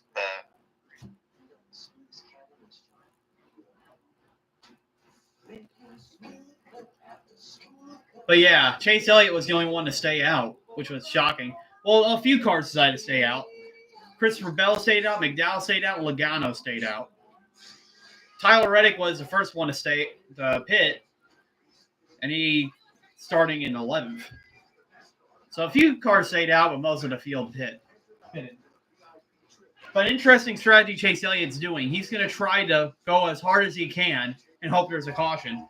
Which, I mean, we have been getting cautions, and people are racing more aggressive. It's a big risk, but it might be able to help him out.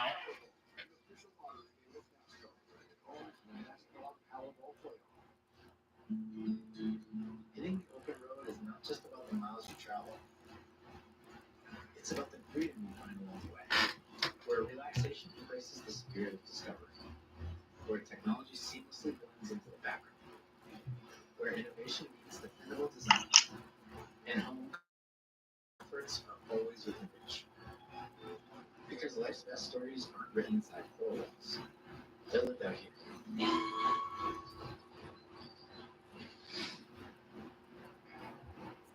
On those pit stops a moment ago, A.J. Allmendinger, Kyle Larson speeding. Here's Oh, A.J. Allmendinger and Kyle Larson caught speeding.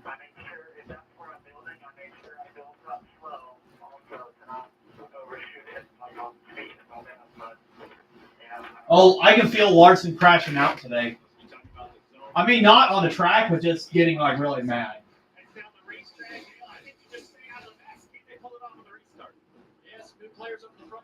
And Chase Elliott side by side with Christopher Bell with Michael McDowell pushing him. Bell staying strong on the bottom, but Chase Elliott even stronger on the outside. Still side by side with Bell. He's going to try to side draft, but here comes Michael McDowell, but he's getting side drafted as well. Who's going to get the lead out of turn 3? And Elliott, quicker to the throttle, and he's going to be ahead of Christopher Bell. Avoided a chaos in the middle of the pack. That might have been the smarter decision. As here comes Logano trying to pass Keselowski. Remember, some of these drivers pitted for fuel. The caution before the last one. Oh, wow. Logano almost squeezed Keselowski into the wall. And here comes Michael McDowell going to make it 3 wide. Former teammates getting into each other. Byron getting loose in the middle. And it looked like Ryan Preece had to back off right there. Oh, man. Caution's out. What's the caution for? John Nemechek again.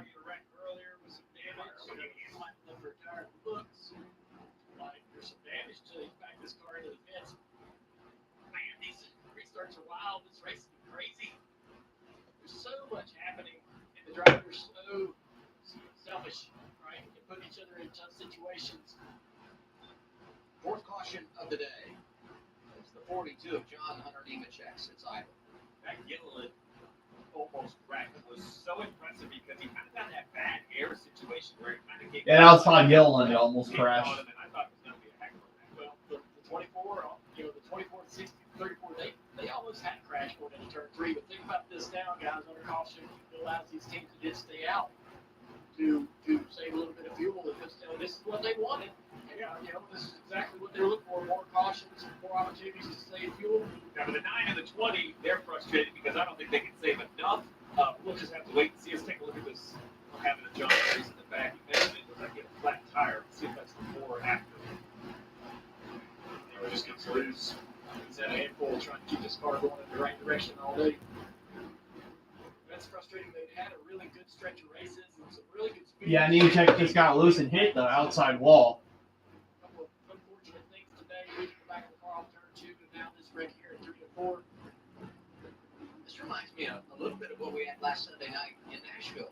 You go caution-free stage 1, and then you get the restarts to begin stage 2. And just like last Sunday night, 3 early caution seconds into the race. Yeah, this is only it's a 200-lap race, and as a driver, this race felt short to me. It gets over quickly, and I think last week we had a 300-lap race. All right, Wilder under caution. I'm going to go get me something real quick. I'll be right back. That second stage. You usually see that happen in stage 3, and these last 2 weeks, stage 2 is quite dynamic. With a lot of curious eyes, this hit from 48 hours was just gigantic. Go back to this car's creation years ago, with a lot of updates on the chassis, trying to get in areas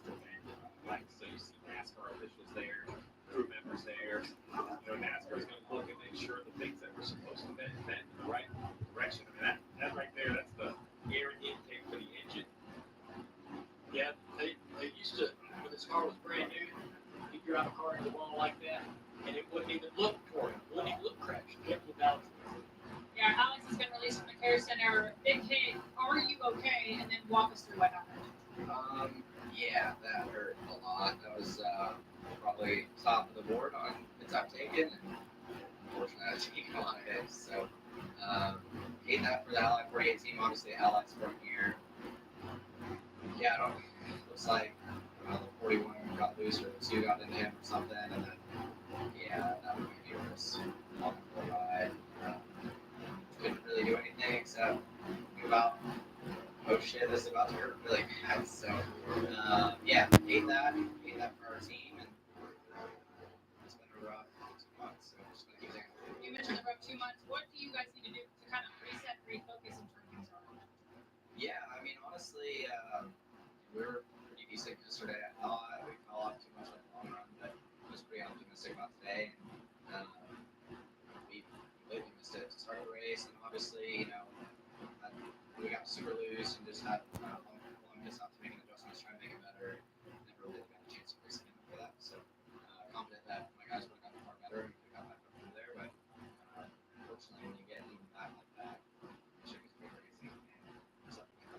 Thanks, Alex. Glad to see Alex okay. That free fall, though, for the 48 in the points continues.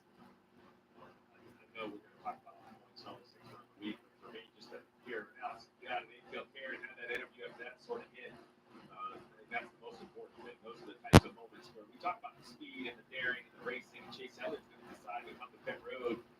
I was wondering if this would happen just because he needed like some green flag running. I think Allen now just doesn't see a lot of plays on the board where this strategy was going to work, so he has to abort. Totally understand it, but so good to hear Alex going after just a horrific impact in 1-2.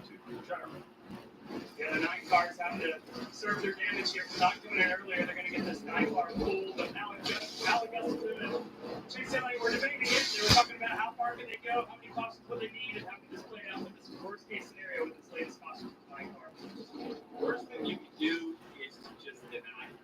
Right? Like, made a call, probably needed 20 laps to green, you didn't get it. Now you just have to say, all right, reset, try it again. Take your medicine.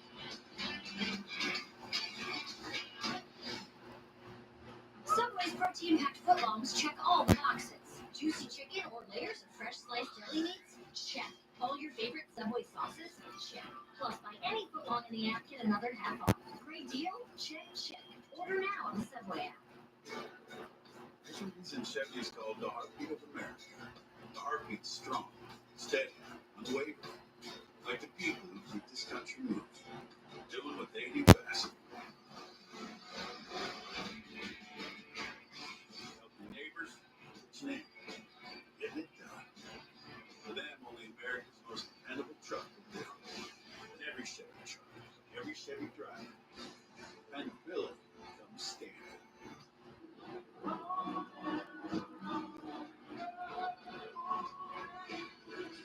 Nice drive. To work. Mobile One Motor Oil's Mobility Drive. Drive mobility. When my doctor gave me Breztri for my COPD, things changed for me. Breztri gave me better breathing, symptom improvement, and reduced flare-ups. Breztri won't replace a rescue inhaler for sudden breathing problems. It is not for asthma. Tell your doctor if you have a heart condition or high blood pressure before taking it. Don't take Breztri more than prescribed. Breztri may increase your risk of thrush, pneumonia, and osteoporosis. Call your doctor if worsened breathing, chest pain, mouth or tongue swelling, problems urinating, vision changes, or eye pain occur. Ask your doctor about Breztri. Jack Wings presents. All right, I'm back, and it looked like Chase Elliott is just pitted. I mean, some others might not make it on fuel, so he may be okay.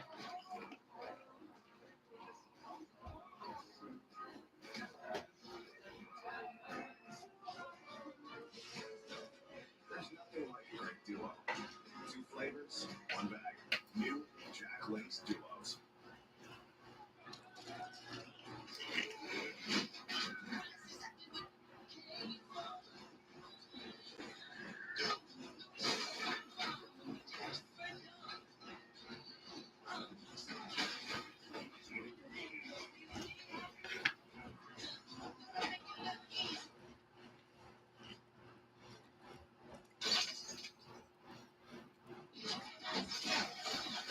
Yeah, so it looks like Chase Elliott pitted.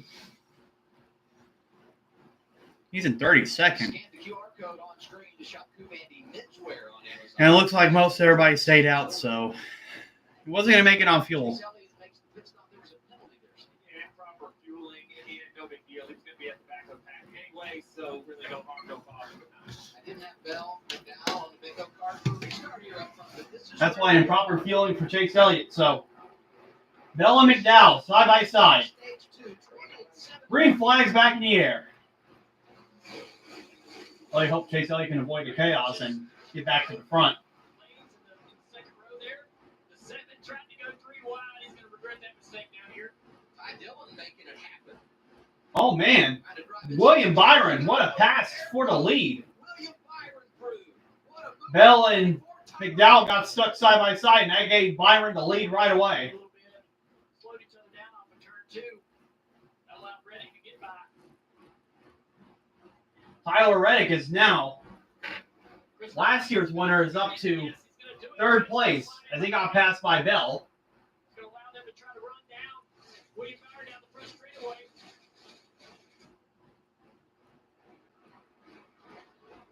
Haley back to the inside of his teammate McDowell into turn 1. Yeah, McDowell's really losing spots now. Trying to work the top here. Top Dillon, I'm sorry. Down the back straightaway, he's going to take that spot away. Ryan Reese in that mix.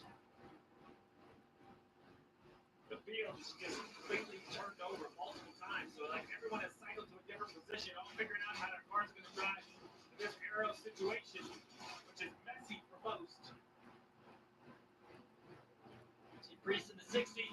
Side draft. Here comes Smith in the 38. Really Zane Smith trying to pass Ryan Priest, but that was a pretty big block. Eric Jones getting aggressive as well.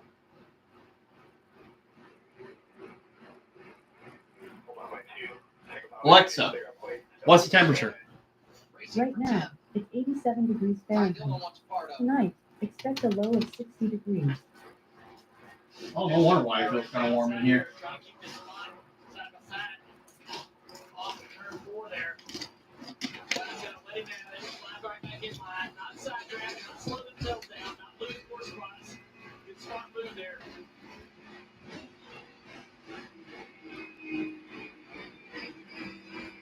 Downshift right there from Bubba Wallace, it sounds like. Hey, Kyle Busch. Sliding around in position. Finds himself 17th right now. So the middle 1 and 2 and all that chaos, you just reach over and knock that thing down to the 4th gear. The air back here is so dirty for these drivers. Big run for Wallace right here. Stay in line. Randy's going 3 wide. The inside of Kyle Busch.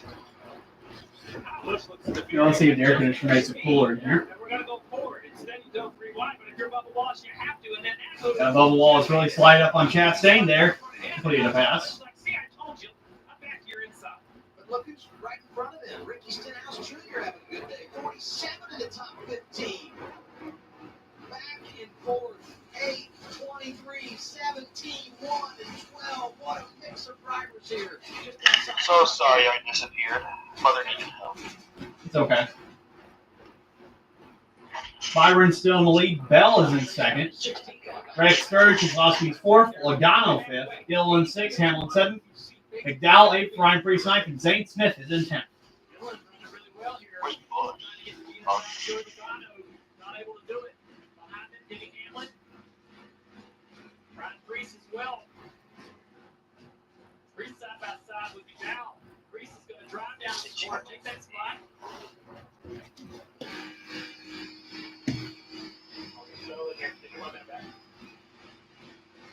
Good advice. Restart on the front row. Fall back to 9. And now you just settle in and ride. Try to regroup. Priest getting a little shove there. Up in front of him, Kenny Hamlin. Trying to convince Gillen to go the Oh, I inside. felt something. Guess it's just me. Use the momentum. Push that 34 again down the back straightaway. So Chase Elliott's up to 25th after getting a penalty on pit road after restarting 30 seconds. So he's working his way back towards the front. Hey, at least it didn't happen later in the race. And at least he's guaranteed to be good on fuel, besides these other drivers. I thought there was going to be contact. It's crazy. Yeah. Good job there. Trevor. And you see both of these front row cars in the top 10 now with Todd Gilliland and Zane Smith. Both of these drivers came up in the truck series. And I've got to imagine, Dale, there's nothing like the truck series to prepare you for this style of racing where it's all about runs, taking them when they count, just like we saw Todd Gilliland do there. Yeah, that's great information. The trucks are all about momentum. They're wide open around this racetrack. These cars are not wide open today. You can't afford to lose. Position's not really changing that much. Top 10 still the same. Elliott just fell back 27. I think he's back 25th now. A lot of those that came from the feeder series and really enjoyed a lot of success, winning races, winning championships right now. Inside the top 10, Byron, Bell, Reddick. We talk about Gilbert. Priest has had success there. Carson Hocevar in the 77. Let's go to Kim.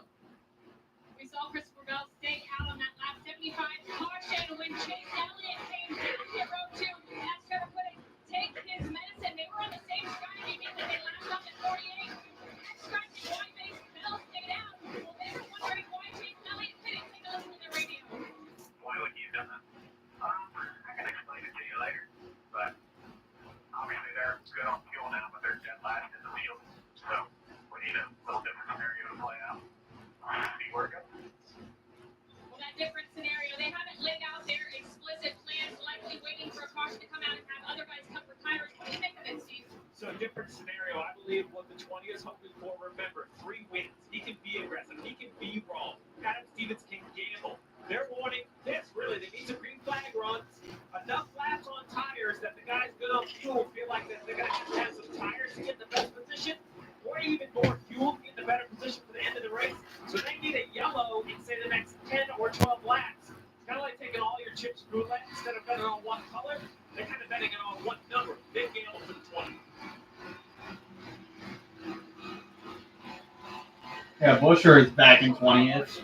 Yeah, the pit sequences between all the yellows have really mixed the field up. Some of them are trying to stay out to make it to the end of the stage. Some are taking it conservative, like Chase Elliott, who pitted the last caution. Hamlin just made a pass on Logano. In 7th. Recent weeks, updating Chase Elliott. We talk about the way they played the strategy that last pit stop, starting to come back and reestablish things a little. Trying to pass Justin Haley. He completes the pass there. He's up to 23rd. It's been pretty impressive to see this 9-car drive through the field. Not a lot of cars that have been back in the back of the pack and able to do that. Busher, who was strong early in the race, has struggled to sort of rebound and sit there in 20th. Blaney in 18th. Cars that we saw in the front of the field earlier today. This 9-car, we'll see how you can work around that traffic if you continue to move forward. The stop for fuel doesn't look like such a bad idea. And as Steve told us before the race today, it's going to get crazy. And it's unpredictable in so many ways. We've seen that with the strategy 3 wide here. Outside Stenhouse, push up the fiddle with Blaney.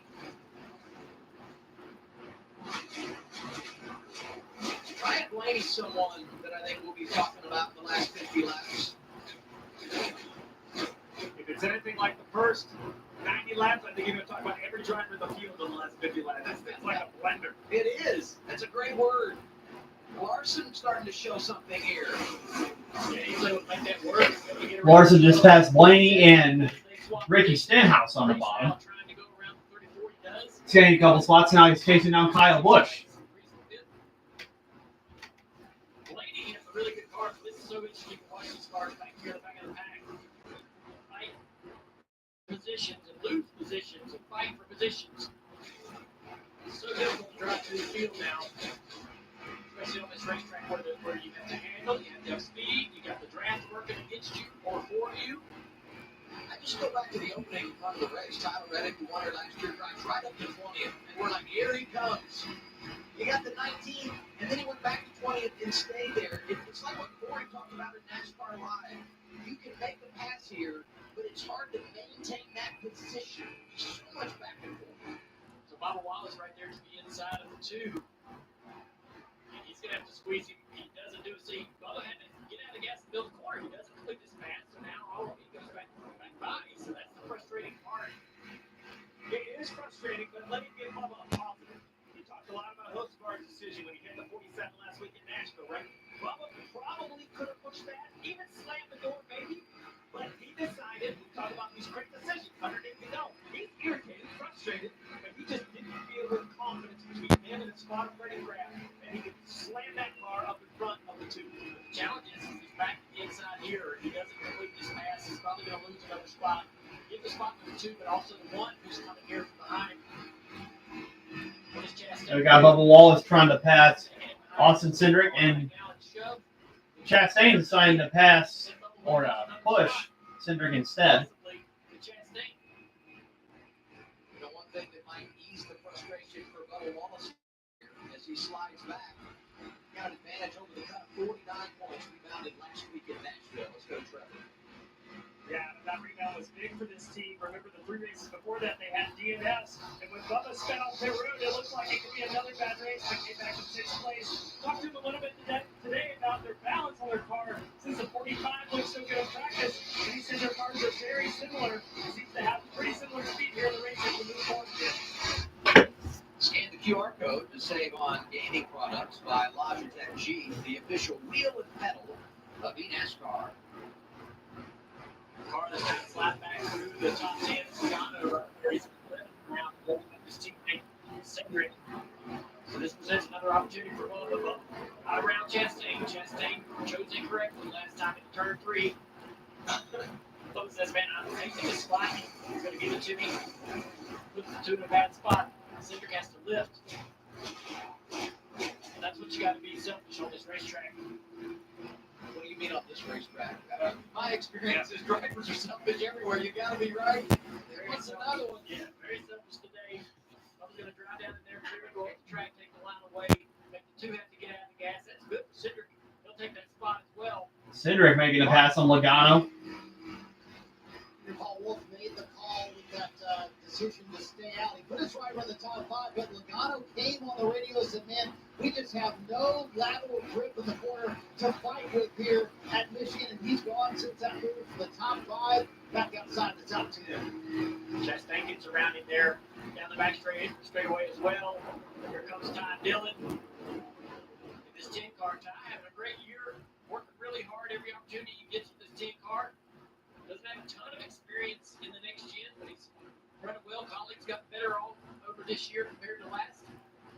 You know, they've circled Mexico City next week, not for Ty Dillon, but for A.J. Allmendinger. 3 of our next 5 on the road. I mean, you know Colleagues got a chance to make a major statement with the schedule and the way it unfolds in the next month or so.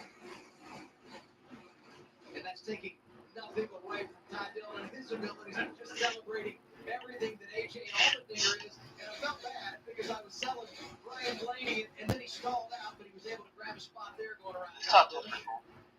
A.J. All right. Teammate working the inside of 21. Where's Chase Elliott running right now? Josh running up to the top 10 earlier today. Running in 21st, so he's still gaining spots. He's just slowly gaining them. So it might not have been a bad idea to pit for fuel, because Christopher Bell right now is hoping for a caution or a different scenario to play out, and he's not getting it.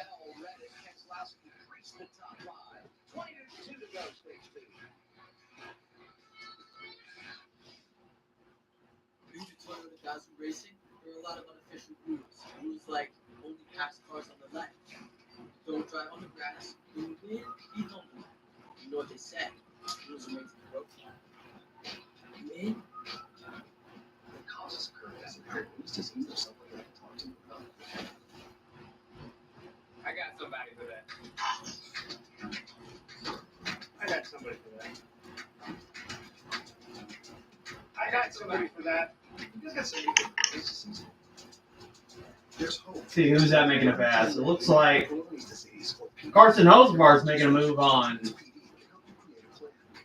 I think that's Josh Berry in 21. Can't really see. Really far up on the screen.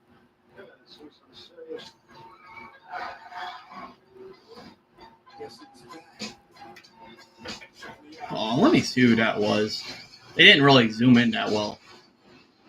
That was AJ Allmendinger, so Barry's still stuck in 22nd. Pretty much kind of like on the same scenario as Chase Elliott is.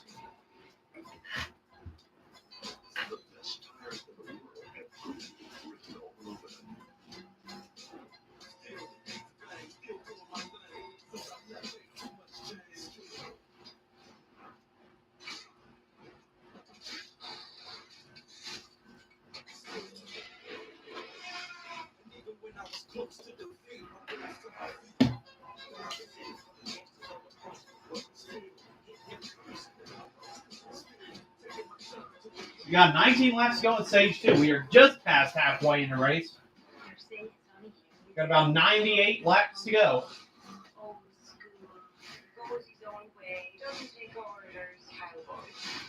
We all lose our jobs to kind of Be ready. Message for combat. How you crazy, bro?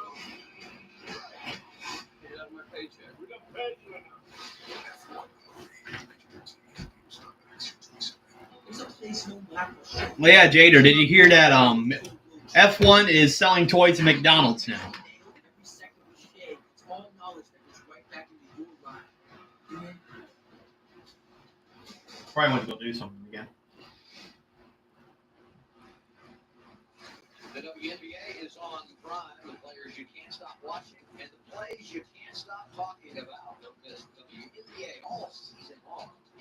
It's on Prime. William Byron, the race leader, he's led 48 laps today. That's more than anyone else. As we get our team Chevy update. Awesome afternoon for Carson Hocevar. Chastain has been strong. Michael McDowell. Okay, Chase Elliott's 20th. Solidly inside. Slowly working his way back to the front. 17 to go in the stage. So we have William Byron leading. He was last on February on the lap 68. We believe they could make it all the way on fuel. Right behind him is Bell, who was last on February on the lap 48. I believe he's only a handful of laps, 2 or 3, 4 laps away from coming to pit road. Keselowski's kind of that no man's land. Last on pit road on lap 62. He has been running right behind Reddick, I believe, just trying to save fuel on the 6 car. So if we compare Byron to Keselowski, take a look at our bird bar and miles per gallon. Look at this. William Byron, 5 miles per gallon. Brad Keselowski, 5.3 miles per gallon. Right there, 1.3 miles per gallon. Why would that matter? Over 20 gallons and 6 laps. That's 6 more laps here or 6 more miles. 3 laps. 3 more laps at a 2-mile racetrack. So a huge difference. This tool is just so awesome to kind of show what to do. I didn't show Bell because guess what? He can't save enough. It's impossible no matter what his miles per gallon is. So you see just a big split. You can almost listen. All right, so I think the only one in danger right now, if they don't get a caution, is Christopher Bell. There's no way he can make it on fuel till the end of the stage. Check this out right here. Got people like Keselowski and Todd Gilliland and Ryan Preece trying to save fuel.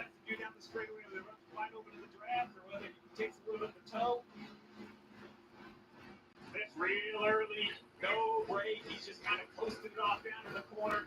That's how you see gas around Michigan. It looks like Bell's pitting right now, so they couldn't make it to the end, and Bell is pitting. 14 to go, stage 2. 20 heading your way, Kim.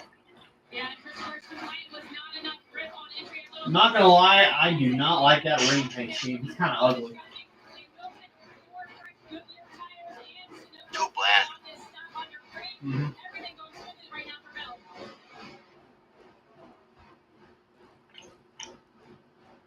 Take a look at this replay right here. Larson and Dillon.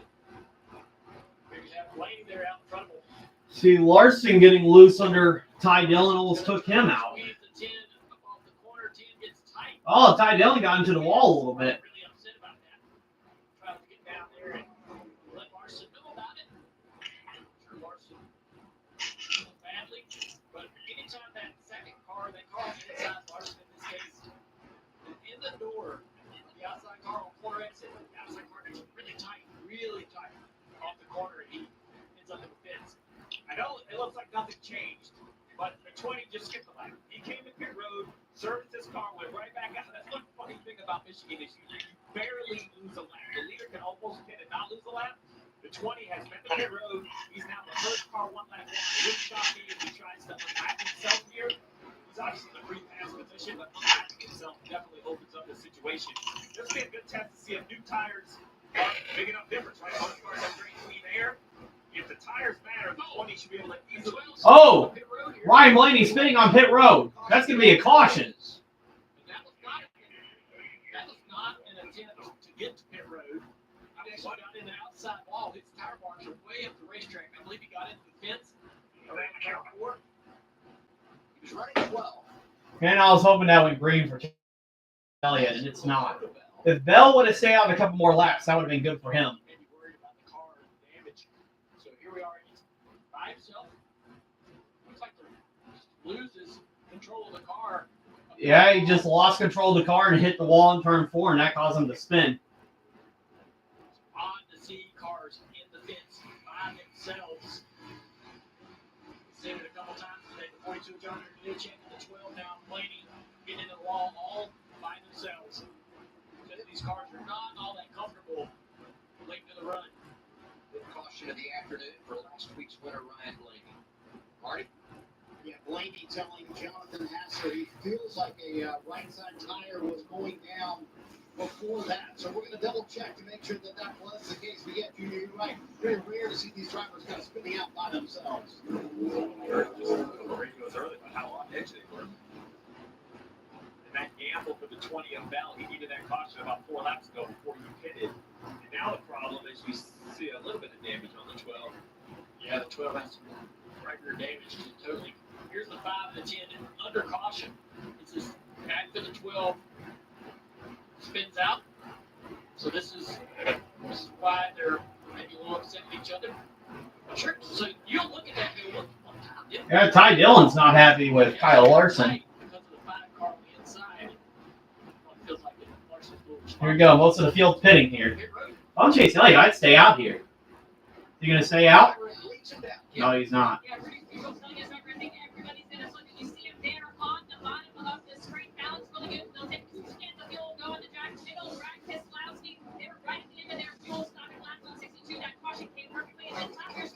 Tyler Reddick down and away after that. He did have a vibration, so that was a fortuitous caution. He just said the balance was a little bit tighter. Denny Hamlin just behind those cars. He comes to pit road as well. So getting here with 10 to go in the stage. What position does put these teams in now, Steve? Well, these guys, I believe, will just stay on at the end of the stage, but it couldn't have been worse for the 20 of Christopher Bell. He pits on the green. I believe he was going to unlap himself. Then when all these guys pit, guess what? He'd be the leader of the race again. He cut that caution out so quick. He was I think Chase Elliott did get in a couple of spots. But Byron. So Austin Cindric, Austin Dillon, and Chase Briscoe stayed out. While Byron is the first one off pit road, and others pitted. What do you think of this race so far, Jader?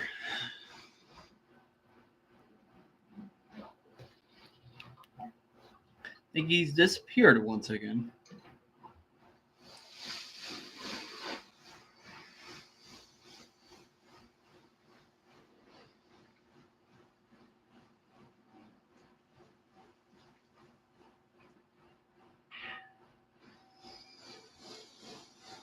Don't wish. Don't hope. Don't dream. No. Plan.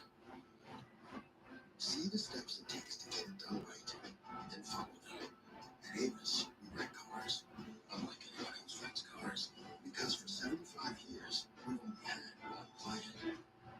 To make sure you keep yours. At NAPA, we're the pros that know how to make your business our business. Pros everywhere you need us, with every part you need. From brake pads to stock your shop in Orange County, California. Brake pads. To oil filters for your fleet in Orange County, Florida. It's why we built a nationwide network of parts and exceptional service, all driven by one mission: to keep businesses big, small, and everything in between moving full speed ahead. Jack Lazen presents the greatest duo. So let's look at the field now. So, yeah, as I said, Austin Cindric, Dillon, and Chase Briscoe stayed out.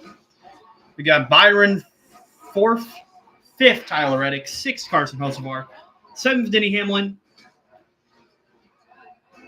8th, Bubba Wallace, 9th, Ryan Preece, and 10th, Ross Chastain. So Elliott did gain a few positions, but what I don't like, he's going to be more around the middle, where more of the accidents have been going on so far.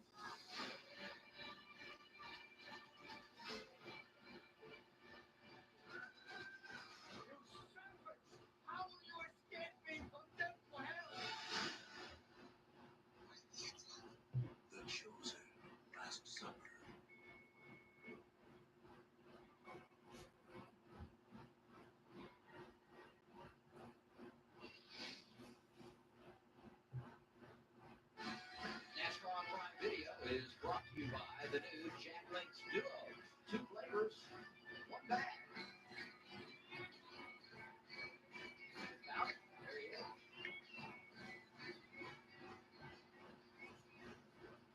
All right, under caution, 5th time. Near stage 2 at Michigan. Strategy's been all over the board. 3 drivers staying out here as we anticipate this restart with 7 laps to go to end the stage. Well, priorities, right, for Cindric. He has that win. He has 7 playoff points, so he's already looking into the fall. He goes, man, if I can win the stage at the playoff point, that's huge for him, right? Looking at Austin Dillon, he's trying to stay out of the mix, trying to score some points right here. Briscoe kind of the same way, right? He doesn't have that win, he's not guaranteed it, but he can score some points on a day. Remember, he got damage earlier. Now let's do our FanDuel race update. I would love that. I was super curious to see what the odds were because I have no idea how to handicap this race. It has been so messy, so I guess I'm going to give Byron as a favorite because he's led 55 laps. I don't hate that. Hamlin and Reddick, great. Chase Elliott, Kyle Larson. I mean, to be honest, this is when I think you got good value somewhere because. So right now, Chase Elliott scored at the 4th best odds to win this race. Byron 1st, Hamlin 2nd, Tyler Reddick 3rd, and Larson 5th on winning odds. Larson is having a pure jockey comments today. It was Hamlin and yeah. Couple slower than normal weeks for 5. We get full feisty Kyle Larson. I kind of like it. I'd rather have that. No, yeah. So, mild manner. All right, Austin Cindric, Austin Dillon, side by side, green flags back in the air. Green. Oh, Austin Dillon in 3rd. Yeah, he stayed on Not gonna last strategy. long. Somebody's going to the outside. Then Hamlin. Oh man, Elliott's getting spots. squeezed in the He lost middle. momentum. Bad restart for the 11. Bad restart for Byron too, as Cindric is now in the lead. 77 gets a little loose.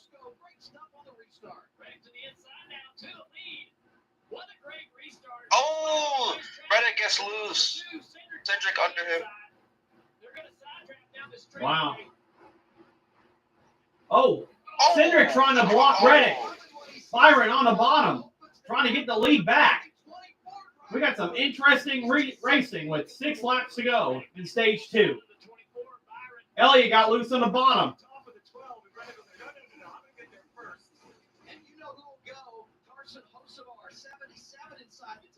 Hocevar's now in the top 5, battling Chastain. He's in 4th. There's Ty Dillon in 6th. Bro, what a good restart. Oh, Chastain kind of squeezing Hocevar, but Hocevar staying strong on the outside. And we got a battle for the lead. Byron weaving, trying to keep Reddick from passing. How about the defense being played up front by Cindric on this restart? Oh, Chase Elliott and Larson back here, 3 wide at the bottom, battling up front. Holy McDowell slides across the nose of the dime. Elliott not letting Larson pass. Elliott's kind of falling back now, not having a good restart. Of Michigan, these restarts always produce. 99 Marcus Suarez getting with it the outside lane. Had the early problem. Yeah, the blister tire, the first. But he's still in the top 20. Trying to work his way back. Byron, he wants to go get this stage win. There's 4 laps to go now. Oh, wow. Allmendinger trying to go to the bottom. Trying to look like Joe Logano out there, trying to take the lap away. Got to get up in front of that 20. Cindric trying to get a stage win here. But Byron trying to battle him for it. Oh, both RCR cars. Yeah, third time's a charm, right? He's complained twice on the radio about it that we know of. Here's the 5 going by Briscoe. 71 is there. Michael McDowell. That quiet middle portion of the race for Chris Buescher, but the 17 showing some strength again.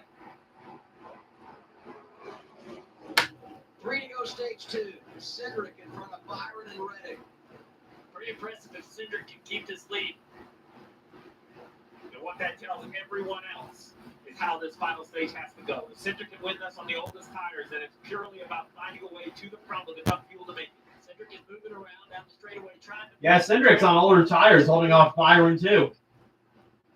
Here comes Chastain. And that's letting the top 4 get closer as Reddick and Chastain are battling, and Chastain almost got into Reddick. Hocevar's going to have some speed here down the front straightaway. Now there's 2 laps to go in stage 2. Right in this mix. Hocevar to the inside to make it... Hocevar making it 3 wide. Here he is, 77. Oh, he's clear of the 1. He's clear of Reddick as well. He will. He's going to get up the racetrack in front of that 45. So that Reddick can't create a run down the back straightaway. Cindric still blocking down the back straightaway, trying to take the drag away from Byron. Byron to the inside. Byron's now to the inside of Cindric. But can Cindric fend him off? In stage 1, trying to wrestle the lead away into stage 2 from Cindric. Side by side at the line. You got 1 lap to go in stage 2. Oh, contact with the 224. Byron trying to clear Cindric, and he does. But Cindric's going to have the crossover. Trying to make a move on the bottom line. Byron trying to break the draft. But Cindric's got to run. Comes a 77. And here comes Hocevar trying to get second. Cindric on the No, fence. Hocevar should have been in the inside. Hocevar should have stayed the inside.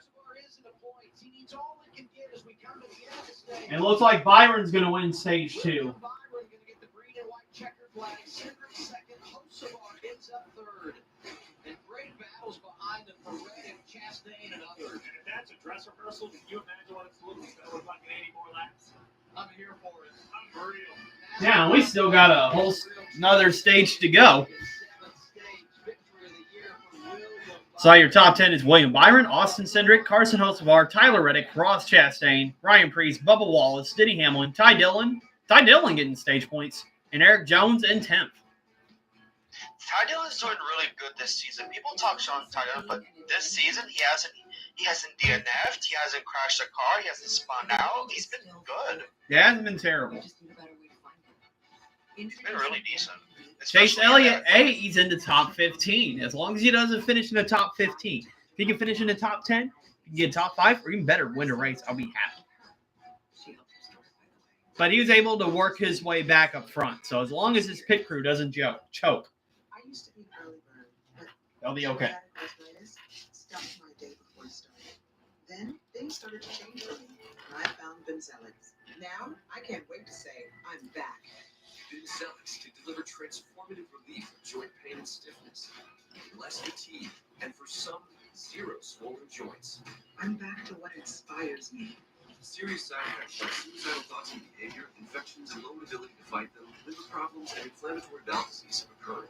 Tell your doctor if these happen or worsen, or fevers, chills, muscle aches, or cough occur, or you've had a vaccine or plan to. Before starting, get checked for infections, tuberculosis, and liver problems. Give yourself a chance to say, I'm back. Ask your doctor about Benzellix. Meet the IHOP House Faves Value Menu. Everything's just $6. Like the breakfast faves combo, $6. French toast breakfast, $6. $6 for all this and all that. That's a lot of breakfast for $6. Weekdays at IHOP. Racing isn't just the game. All right, I have a feeling it's going to be chaotic these last laps. Yeah. Every lap, every moment. Bro, that Logitech car looks so beautiful. It's about consistency. Winning doesn't come easy. My turn, Bubba. You feel the road. Own the race. Logitech G wheels and pedals available now on Amazon. Enter for a chance to win the ultimate racing experience. For the grand prize that includes round-trip airfare for two to Atlanta, Georgia. The 2025 Michelin VIP Tour de Le Mans Experience Sweepstakes, where you'll enjoy a 3-night stay at a luxurious Chateau d'An. The grand prize also includes VIP access to the race, as well as $500 in Uber credit for your transportation. Scan the QR code to enter now. No purchase necessary. It is 6/30/25, 18 plus age of majority.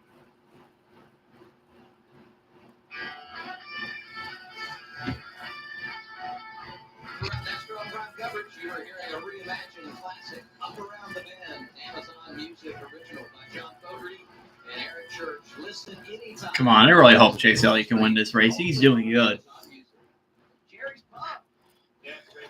Cindric was able to still have second even with those older tires. He almost held off Byron. Small lakes, a lot of families come here to vacation, get out there, ride around. It's pretty nice. Very nostalgic. Jerry's Buzz, classic. Great day for racing in Michigan, presented by Goodyear. NASCAR on Prime. Run around. Oh, infield. This is one of them. This is one of those racetracks that has gone from 2-1 race. And I will tell you that one race has become circled on the calendar. New Hampshire, Michigan. I know it would seem like less isn't more, but it's the opposite for me. I think the fans are unreal. The infield's unreal. They love their racing here in the Irish Hills. With only one kind of fight at the Apple, they really proved it. They had a huge crowd here yesterday for the truck race. All right, any takers on pit road? Concerts, loud concerts. Austin Cindric pitting. Last 2 nights. It looks like more drivers towards the back. Chase Elliott hits at the last second. Fuel doesn't need fuel, but they want to put some fuel in now and have a shorter stop, probably under green, if that's what happens, Trevor.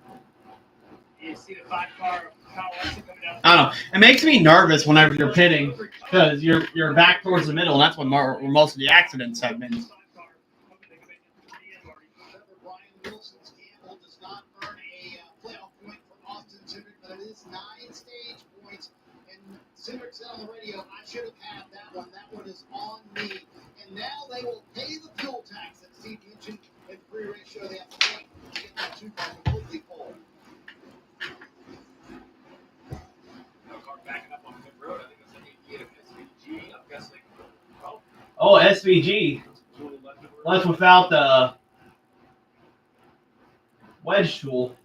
Wow. Before we begin the final stage, let's go to Danielle, Paul, and Corey. Great race, huh? Oh, what a battle there at the end of stage 2, guys. And Byron completing the pass on Austin Cindric with 1 lap left in that stage. We came up here thinking about what we were going to talk about, and then that happened. My breath away. Watch these cars 200 miles an hour. These guys battling. I mean, literally gave me goosebumps insane. These guys are like fighter pilots out there, dog fighting each other, setting yourself up, one corner trying to go to the top, one corner going to the bottom. It's amazing. Also, Carl, you said it should be illegal. I said, what should be illegal? How fast they're going. These cars are so fast, and it gives me anxiety watching how much these guys are attacking corners. Is it amazing to you how they're fighting for their life every position, every lap? Right, and back to Letard, the way he started this. This is a final example. That's part of it. The pure aggression and speed, the strategy that's unfolding here is insane. I can't quite keep up with it. Letard's doing a good job. And then we're going to see these restarts, the pit crew. We just saw the A8 backing up on pit road. Every part has to be perfect. And someone pointed out, this is only beginning. We have a whole other stage. Oh, there's a mixed bag with strategies we saw now. Everything kind of shaping up to see who's up front now is going to be who's contending for a win. Also, we saw a big hit from Alex Bowman. Brought out the red flag. So glad that he's okay. Said it was right at the top of the sheet for the toughest hit he's ever seen. All right, so those drivers that pitted, this should be. The biggest thing today so far that I've seen is Alex Bowman getting out of that car and being okay. That hit was so huge. So kudos to everyone for the safer barriers. All the work that Hendrick Motorsports does to keep those drivers safe. Absolutely, NASCAR's done a lot of work on these. The NASCAR scoring has disappeared. Just lessen that blow the drivers. I can tell you one thing. You're going 170 miles an hour hitting something that doesn't move. It hurts really bad. So glad to see Alex bounce out of that thing, do an interview. It seems like he's doing pretty well. His Hendrick teammate William Byron winning that second stage, and traditionally, Adam, we see green. Exit of NASCAR.com real quick. 2025 brings us here. I have a feeling Mr. Letard is going to be 75 laps.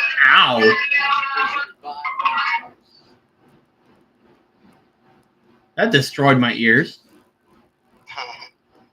Well, it starts with restarts, Junior. Yeah, it does. The restarts are going to be chaotic. The final stage, they'll get more and more aggressive with those restarts. And the restart for me here starts at the flag stand, but lasts about a Okay, a leaderboard. You got to be perfect during all of those moves. So William Byron's first, Hosevars in second, Reddick's in third, Ross Chastain's fourth, Ryan Priest fifth, Bubba Wallace sixth, Denny Hamlin seventh, Eric Jones eighth, Kyle Busch ninth, and Chris Buescher's in 10th.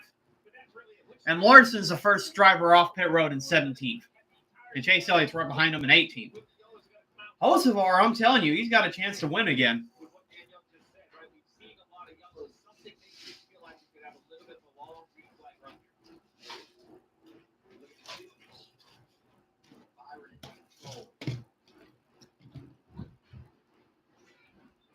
Outside lane, inside Hocevar, and now we take a look at the IHOP surprise move of the race. Yeah, Denny Hamlin and the final Larson arguing over a position here off the turn 2, and Denny with his awesome save, really to save the race.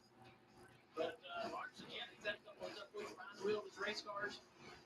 He's in a tough move today, right? He has been feisty on the radio.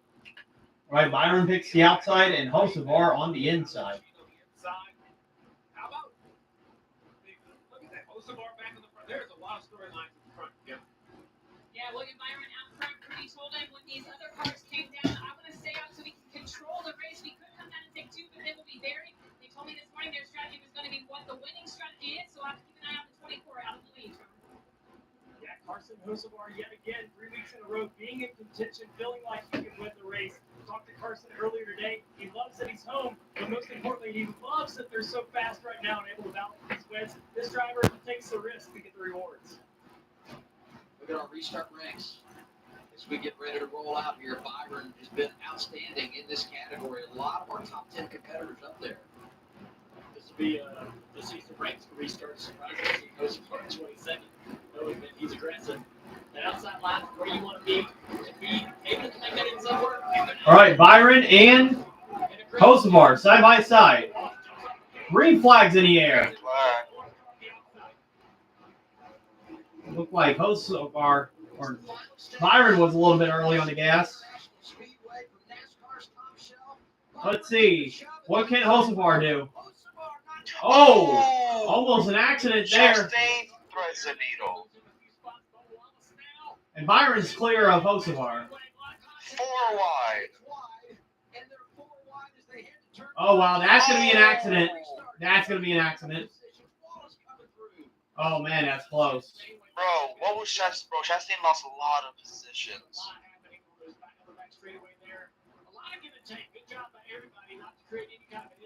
So how was that not a crash? I don't know. Larson down the front straightaway down to the inside of Priest. Buescher blocking that a little bit.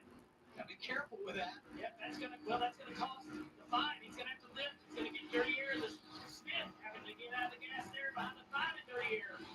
I get it's quite a day for him. Slid back early, but he's at the top 50. Elliott's getting past. Allmendinger out of line, making a play. That white Allmendinger. 16 right behind Gibbs down low. Gibbs blocks his run as well. That forces the 16 out of the Man, block. Chase Elliott sucks on the restarts. Chase Elliott finds himself in a bad spot there too. McDowell's going to save him if they're trying to go back to 7 car here. Chase Briscoe. Oh, the 7 car. Leaves lap, involved in an accident. Had a rough pit stop. He's trying to find his way back into the game. Outside the top 20 right now for third. Third place right here, Denny Hamlin. Racing against his own car. There's Hamlin trying to battle Tyler Reddick. Back here to 23. Up at the bottom of the racetrack right here, trying to throttle up. Great day for 23-11 on the heels of their second performance, where they put 2 cars inside the top 10 this season. Reddick and Wallace there last week in Nashville after problems. Having good days this afternoon, both in the top 5. And they're exactly where they want to be.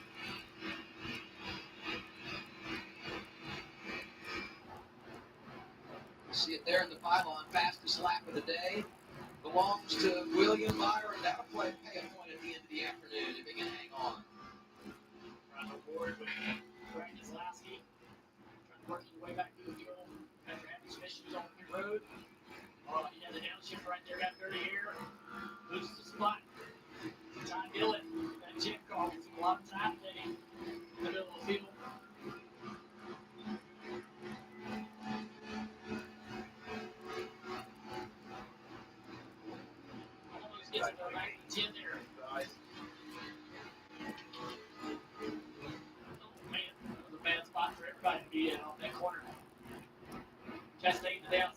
60 here. Here comes Larson. Larson making an aggressive move.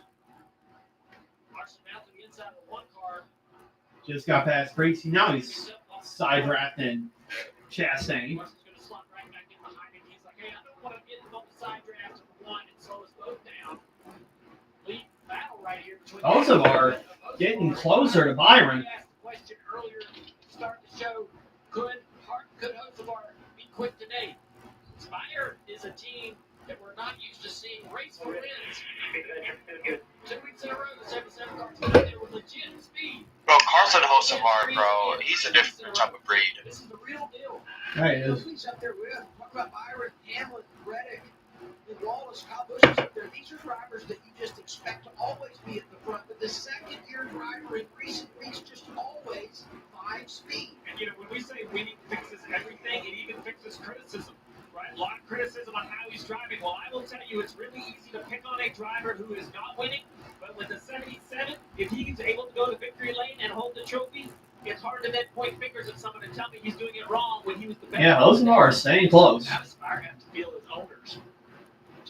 So the top 10 as they run, we got Byron, Hocevar, Hamlin, Reddick, Wallace, Busch, Josh Berry, Eric Jones, Chris Buescher, and Suarez, after having a rough day, is in the top 10. Owner Jeff Dickerson, I felt like did a really good job this week of playing the Chase Elliott's in 17.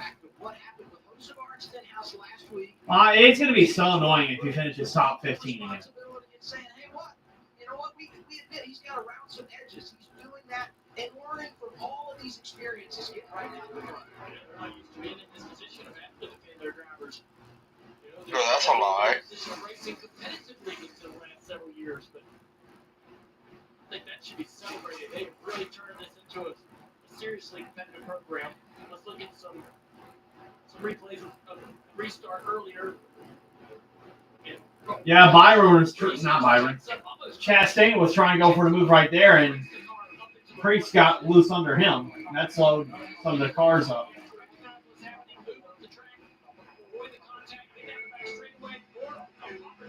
Contact there.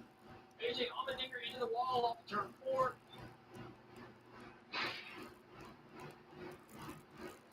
That move with the 1 and the 23 was a foot away from looking just like the 40. You gotta be a crash. Exactly. Yeah. Denny Hamlin third, Marty. Yeah, these guys showed a couple of drivers that did not have a good restart. Denny Hamlin did. Restarted 6th, up to 3rd already, and you can make the argument that they've had the best long-run car all day long. So sitting in a position where he can maybe get his first Michigan win in 14 years. Just talked to Chris Gale's team, and he told me he thinks that as soon as the window opens to get to the end of the race, about lap 152, you'll see all The Hamlin scheme's kind of funny. Is that the move? On the side of the car, it's not just Yahoo, it's Yahoo! You know, Byron maybe and Hamlin if you're close enough, but if I'm back there and I'm, say, Reddick, Wallace, Busch, or Berry, I would run long. We have seen Blaney's been out by himself. We have seen these cars be treacherous on old tires. So I believe the opportunity for Yellow would be there. I would run as far into the window as I can and try to have some sort of an advantage. So for the front 3, I think window opens, you hit your road, you try to force everybody else to follow you down. But I'm a contrarian. If I'm one of those cars, why am I going to follow Carlos Meeke all day long? If I'm Kyle Busch in 6th, I am going to do something crazy. I'm not about running good. I'm ready to go to victory. Kyle Busch is running in 6th, too. Look at our pylon here. And you see down there at 10 Larson. See if Kyle Busch tries to do anything. On the plus side of it, when we talk about drivers that have made a pit stop, Trevor. Yes, sir. Larson, the best part of that group, but he's got some issues right now. Take a listen. Yeah, white on 1 and my pole for 12.8.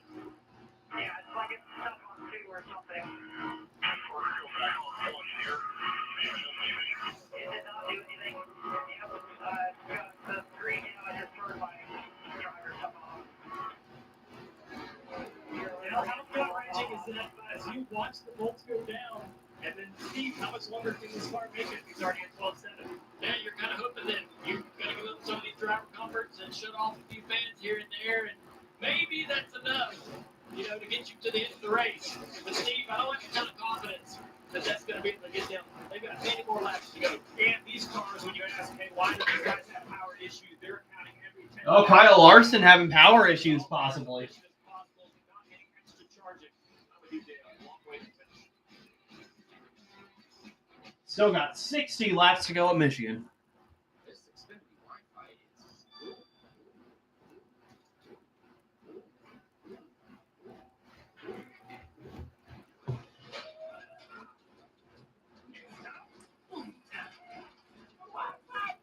The Wi-Fi is booming like a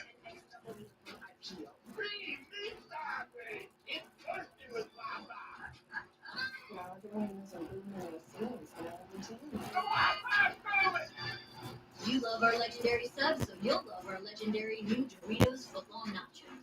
Doritos and Subway, two legends come together. Legends eating legends. Am I right? Yes, thank you, Marshall. Doritos footlong nachos, just $5 only at Subway.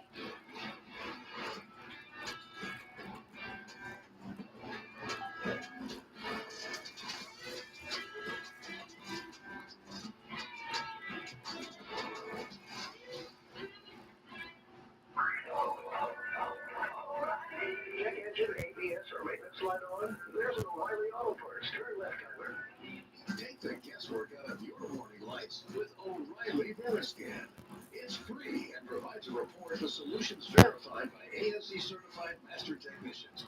And if you don't want to do the repair yourself, we can recommend a shop for you. Okay, Tyler, let's go fix your car. Auto Parts. To tell you the truth, we could take or leave the extravagance, It seems like the attention, the celebrity, the bragging rights, the bravado. Because all we really wanted is for every Ford driver to feel this.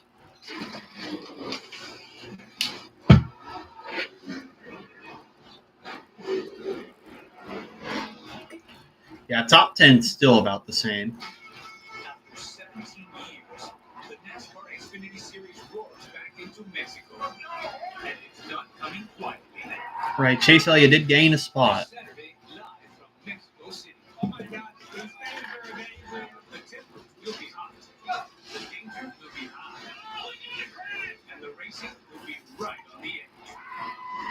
The NASCAR Xfinity Series, this Saturday from Mexico City at 4 Eastern, 1 Pacific. Inside of 60 laps to go in Michigan. Aerial coverage provided by Goodyear. Still, always, forever.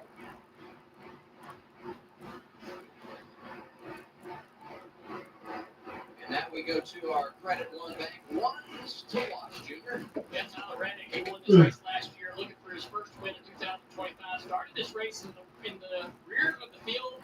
Right now, just passed his owner for third place, celebrating the son, celebrating the birth of his new son, Rookie Reddick. He's trying to get him. I don't care. You want to host a bar win? Oh, I want those. He doesn't care Chris about Buescher's not winning, bro. he doesn't care about Hamlin's baby boy or Reddick's baby boy. He wants to see Hocevar win. Hocevar win. If no one says Hocevar, I'm gonna be pissed.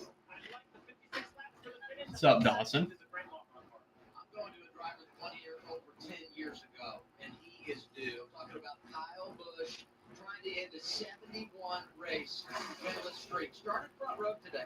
This was kind of the same position Kyle Busch was in last year. He was somehow in the top 5, and he tried pitting for like a different strategy. I think he pitted for 2 tires, hoping a caution came out. Some of these cars like Kyle that have speed, but struggle in the long run. That can improve your late in the race. Marty. Junior, best run in recent memory for Kyle Busch and his RCR team.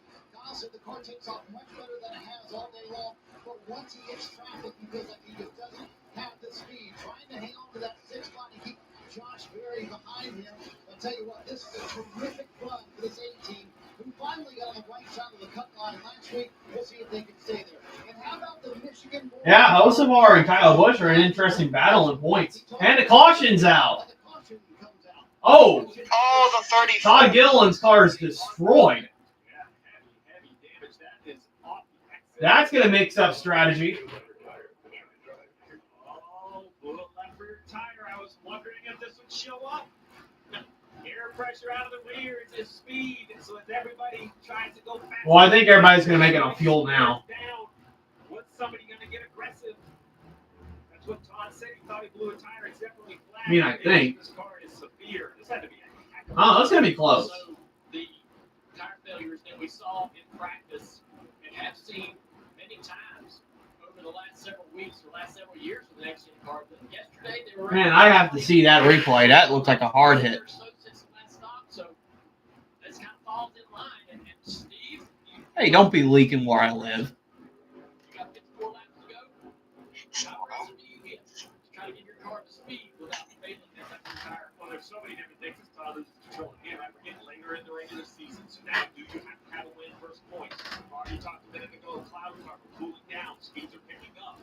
We talked to these Gucci, tenths of a pound are the difference between making it and not making it. So, you know, they're all going to lean on trying to get more aggressive, top of your screen. But I think it's going to be a big spin. All right, let's see.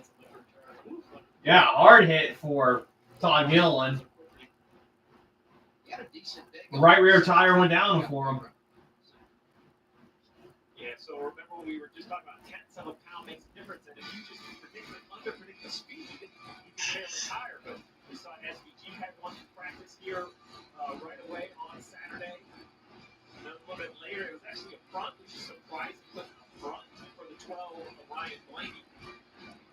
Normally we see it in the rear because the advantage is in the rear, and then it was the 45 of Reddick. You just talked about it the once in the watch. He started in the back. That's because with this flat tire, he damaged his diffuser, which is really What do I think of Stuart Friesen? Yeah, I did see that ending of that truck race. I didn't see the truck race by itself. There was a lot of chaos at the end, like the usual truck race. And Friesen got his first win in since 22. Speed versus tire load, running the same air pressure all day long and have a failure late in the race. Yeah, I try to make us faster. The car's just faster, the track's just faster, then we jump the limit. Yeah, then it's really a problem. But I'm going to tell you, there's something magical about this speed and fuel mileage. We talk about, high 40s. Here we are, 53 and be 52 laps around with pit road open. I believe it's going to open this time. It is going to be an absolute must pit and an absolute must be full. This is a huge advantage for Larson, who has more fuel. So from 9th, he might jump a little bit. I think everybody will be able to get full on 4 tires. So maybe only a spot or 2 for Larson. But All right, this is going to come down to pit stops. Every single ounce of Sunoco fuel in the car. This could determine the race. And you cannot put not much. You have to put all the fuel in. If you lack to put all the fuel in, kind of like Hamlin at the Coca-Cola 600, you're not going to win this race. So this is the money stop. Butterbean? No, I don't watch ARCA that much. I didn't see It that. looks like it's about to rain. I don't think it's going to rain there. Oh, Reddick ran into Keselowski's car right there. Bad pit stop for Reddick. Byron is away.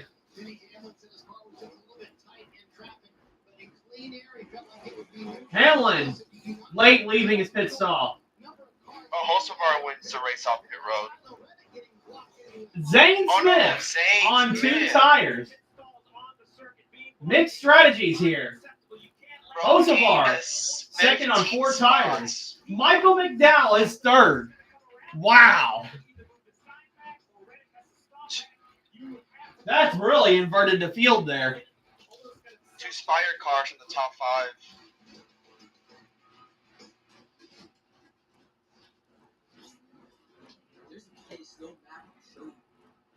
Oh, it's got Kyle Busch in third. Yeah.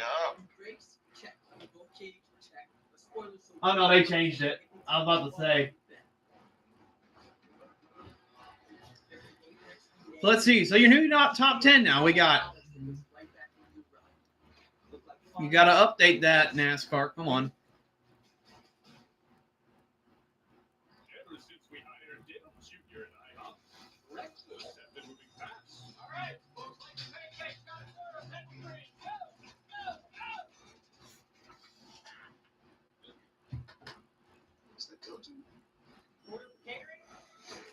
Kyle Busch brought back to 12.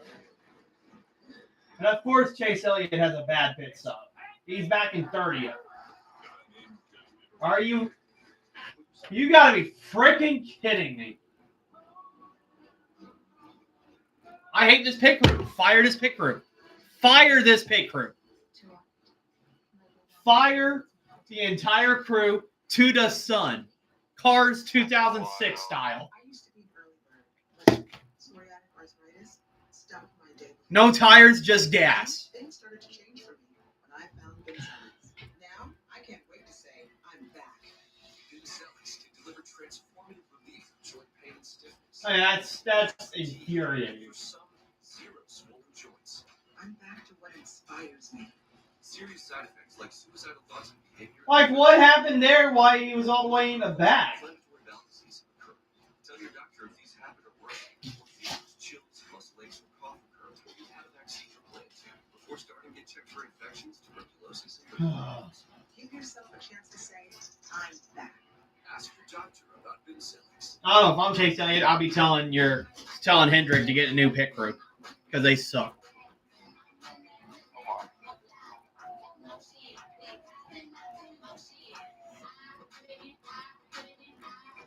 SVG is running. Where's SVG running? He's running 25th.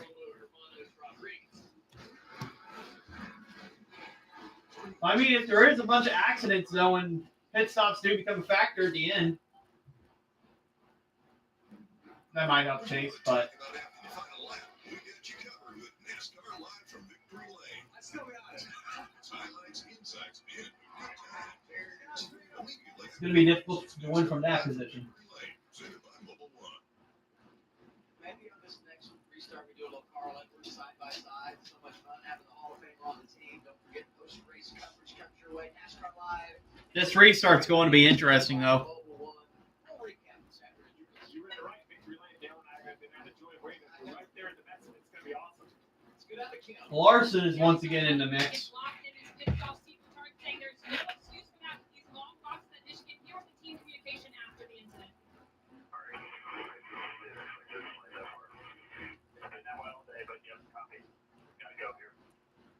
So you heard Tyler saying, I didn't mean to slide that far. Billy saying it's been like that all day. So the question is, whose responsibility is it? Is it course correcting on the driver, or is it up to the crew chief to remind his driver, Trevor?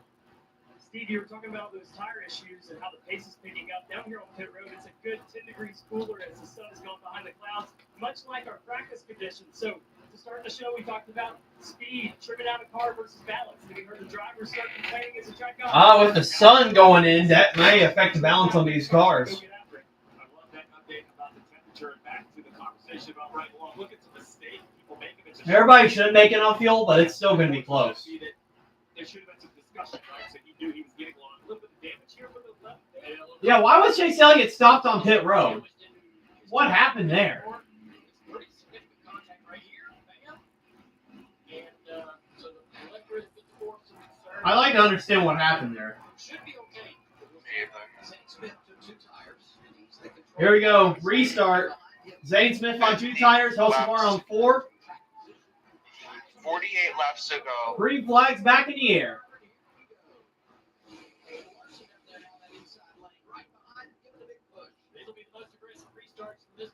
47 Larson laps to go. trying to go on the bottom. Hocevar's in the lead. Hocevar on the outside, though. Oh, but no, Kyle Larson.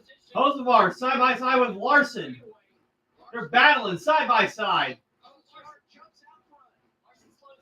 But Larson still side by side. And Larson diving into the bottom. But Hocevar going to be strong on that outside. Hocevar throttling it to the lead. And Carson Hocevar, born in Michigan, is in the lead in Michigan.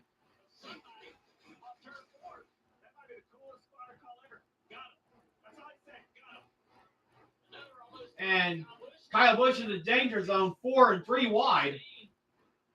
Around the cars in the middle.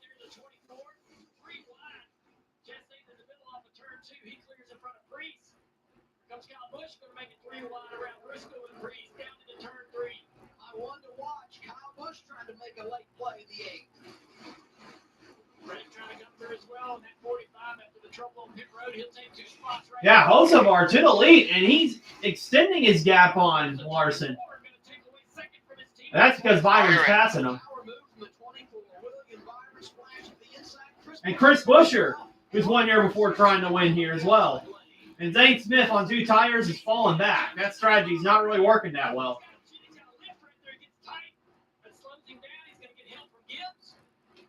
Gibbs to the rescue. The 38 went from slowing to speeding with a little push from the 54. Chastain with a big dive to the left side of the 11. Buried to the outside of the 17, but here comes the 54. Whoa, that's tight. Up the racetrack. He lost the nose there. He's going to try to slow down this 21. Side grabs a little bit.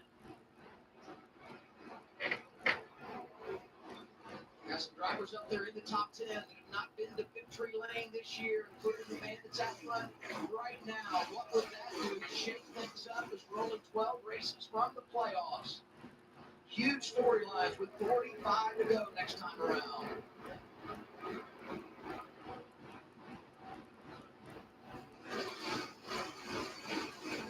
Yeah, Elliott's up to 23rd. I think he just had something go wrong on that pit stop earlier. We're closing in on 40 laps to go. How about that? Top 15 in the Coke 600 for Shane Van Gisbergen, 16th right now. Every oval just keeps getting better as he just drives across the nose of the 60. You see the wiggle at the 30 air driving through that way. You'll be one to watch next week in Mexico City. Oh, SVG giving Bubba Wallace a big push. Chase Elliott worth note came in pit road for an extra splash of gas. That's going to be a conversation on all these leaders at the 20. Oh, so that's what happened. Elliott came to pit road for an extra splash of gas. I thought his pit crew messed up. They still need to be fired, though, but still.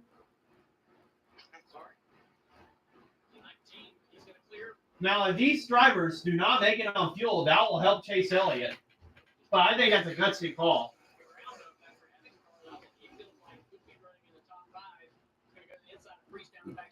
I mean, he's got to hope it goes green all the way if he's playing it like that.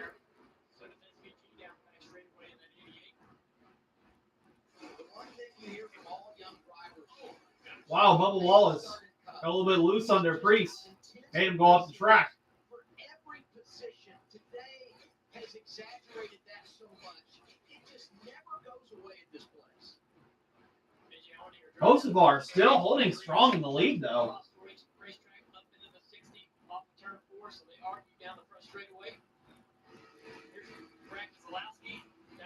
Jader is hoping so much for a Kosovar win. Oh! Bro, I thought, I got scared. I thought that was live footage. Yeah. Yeah, bro. I want a Kosovar one. He doesn't care about the birth of any baby boys or girls. He just wants a Kosovar win. No, I don't care about no baby. I just want my Kosovar win. Over William Byron, but the 24 is hanging tough after getting up to that runner-up spot. Hey, Kosovar is him if he can hold off William Byron. Yeah. Now can you go over there and take the lead from the 77 and Kosovar? Byron's now close to gap, but can Byron get past Kosovar? 77 radio, Kosovar. We can give up a little bit, or not give up anything to save fuel. We need to try, but it's going to be a stretch. Oh, some of them are having to save fuel. That's the 77 short on gas. It's going to be a fuel mileage race. We talk about the aggression of the 77. He's short on the fuel. Let's listen to the 5 of Larson. The 77 is more short than us. The 24 is similar to us. And the guys behind us are big. So what you got to do here? So there's Cliff. This could come down to a fuel mileage race if we don't get a caution. I've been watching Kyle Larson once again. The burn bar miles per gallon liter, burning about 5 miles for every gallon of gas used, going about 5. So 2.5 laps. And here comes Byron. Trying to get the And pass. Kosovar blocks. That's the worst mileage, as it burning the most fuel he has had for the last 5 or 6 laps. I think Kyle Larson found a little pocket in third, and he went to full save. Now look, it's flipped. He saved his fuel. Now with the leaders trying to save, he's got to go in offense. It's a great accordion effect. Get your fuel savings done like nobody's watching, and when they try to save, go on the attack. The veteran, the experience of Larson, made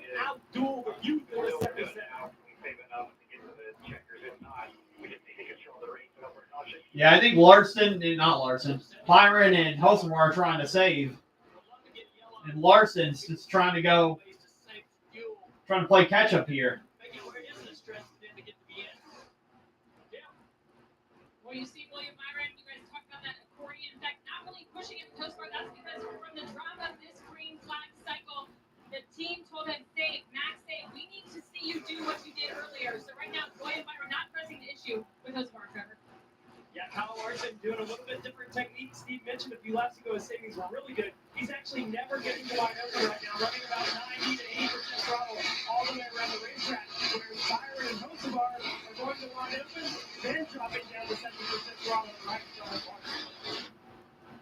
Just remember, miles per gallon. This is like when you buy a car that gets 19 in the city and 33 on the highway. The bigger the number, the further you can go. So if you're trying to save gas, you want to get 5.5 or 6 miles per gallon. If you're trying to go fast, you're burning 4.5 or 5 miles per gallon. So let's take a peek at Hosevar's throttle.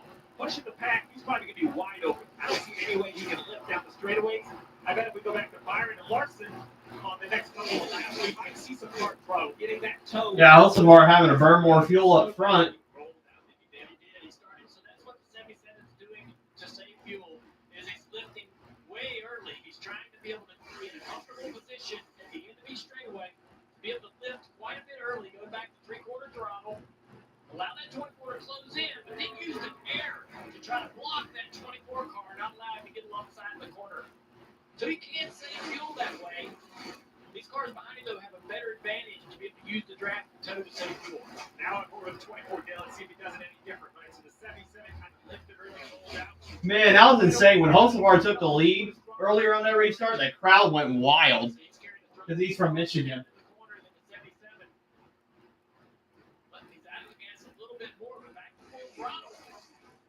So he's using more fuel, at least in that particular part of the racetrack on this particular lap, by not lifting very early. The 77 rolling out of the gas right here, cruising down into the corner.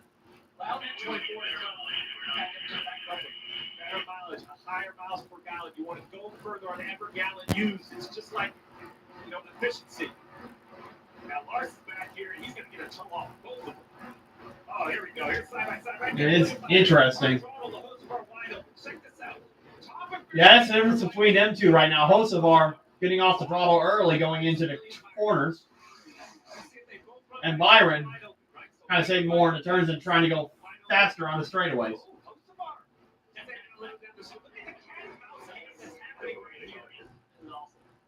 This is so good right here. Hosevar needs to save more than the other cars. He's in a tougher position fuel-wise. But they want to push him to try to use fuel. They want to get up there behind him and try to push him to use that fuel. Stay on that gas pedal. I kind of not want a caution to come out now. Carson Hosevar and everything that has been thrown at him in recent weeks. Starting on the front row for a late restart at Charlotte as the engine expire. The run-in with Stenhouse last week overcomes that and is able to finish second. And here today, so much time up front, but hanging tough. Look at this right here. 5.8 miles a gallon versus 4.7 for every gallon used. Oh, wow. Larson's saving a lot of fuel, though. The higher number, further you can go. Kyle Larson is playing the game. He is sitting in third with 32 laps to go and said, you guys push it. You guys He's saving the fuel while Hosevar and Byron are having to burn more. That is a huge difference. That's a half a lap. For every gallon, he's going a mile further. So the top 10? So 20 gallons in the tank. As they run, we got Hosevar, William Byron, Kyle Larson, Zane Smith, Ty Dillon, Denny Hamlin, Chris Buescher, Ross Chastain, Tyler Reddick, and Josh Berry. Exactly what we're saying, and everybody's watching this. Remember, this bird bar is us showing you, the fans, what the teams already know about each other. We're just doing it for all 36 cars in the field. These guys have every bit of information. It is 200-mile-an-hour chess.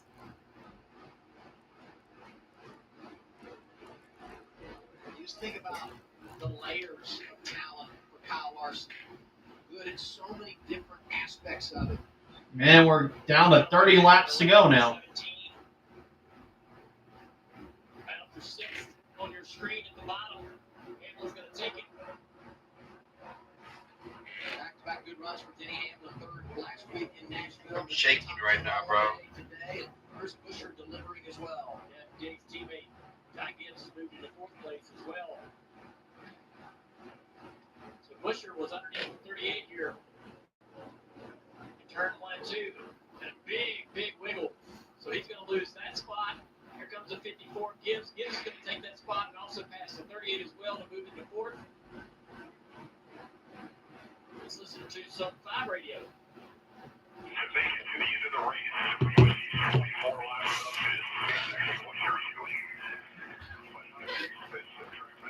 Oh man. Now there's 30 laps to go. So here's the situation. Sometimes we have I'm shaking, bro. Hocevar's doing great. some have better miles than others. But what Cliff said right there is, hey man, Caution's gonna change everything. good. You do 20 more laps. You scared the shit out of me. I thought there was an actual caution. Don't let people go. Because look, we still have 30 laps to go. We've seen tires go flat, cars wreck. There still could be a yellow. So save as much as you can until the 54 back there in fourth or Zane in fifth. Come on, Chase Elliott's supposed to be driving it to the front. What is he doing? He's in 21st still.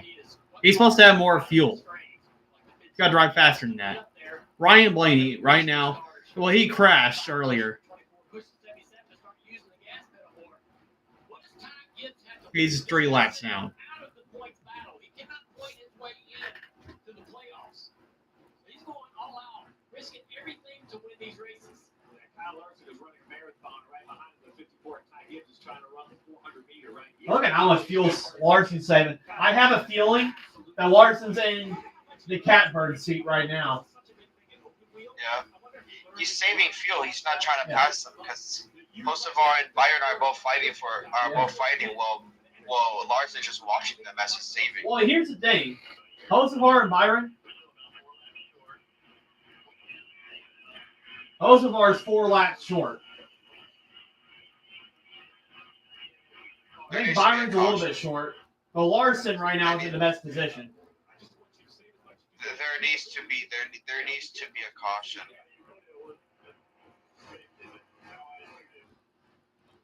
Or I have a feeling that they might save enough, but Larson may pounce on them whenever they're saving. Because Larson's got a lot more miles per gallon than what Hocevar and Byron do.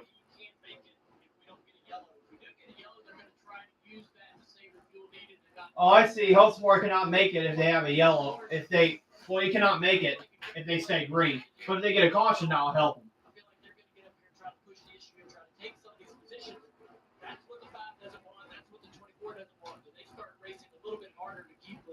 Keep their second and third place positions.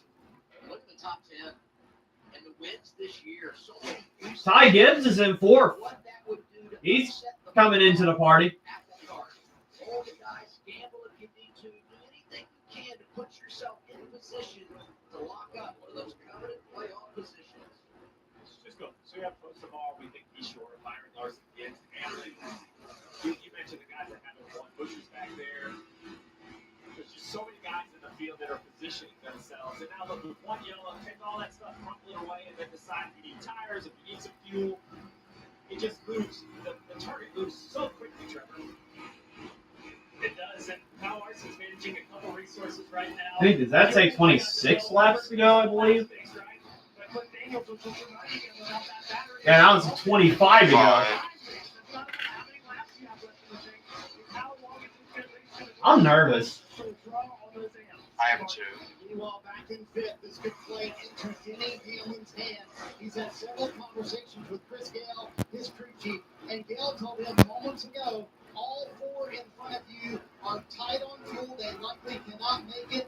We can, but All 4 of them are tight on fuel, but Hamlin is likely to make it than they are. we do not need to save fuel. He said, we do not need to save fuel. Right now, we're at half lap to the So expect Hamlin to run these cars down.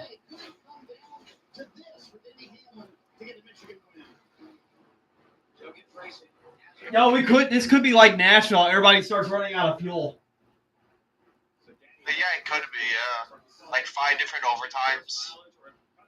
Oh, not, but that'd be insane. No, it should be. No, it should be. Just going full speed. Some of that's driving style, some of that's engine combination. Gale, you talk drag and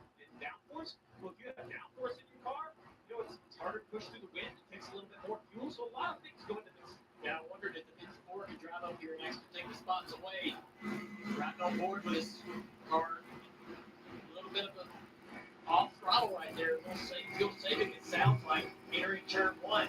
Also heard him several laps before. Ty Gibbs lifting right there on corner exit.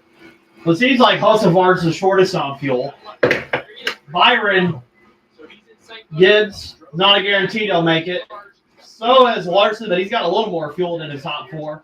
Hamlin is good until the end, is what everybody is saying. Honestly, if you believe you're good on fuel, I'd be trying to catch up to him and pass him and make him burn more.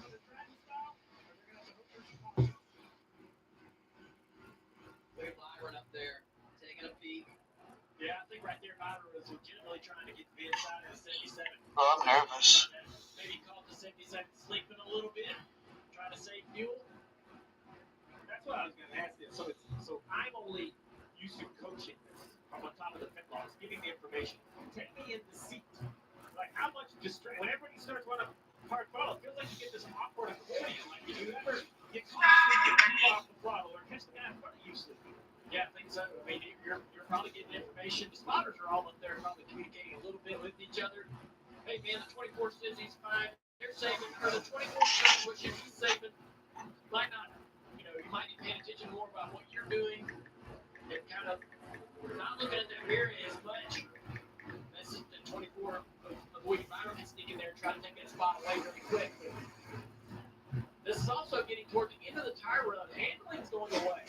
We might see some cars like the 77 just struggle on balance and give the 24 opportunities to drive up there beside us. There's a storm on the way near my house, about an hour away.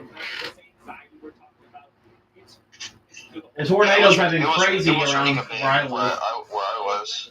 12 races left, so a win would be huge for Hocevar, but who else is going to have the day?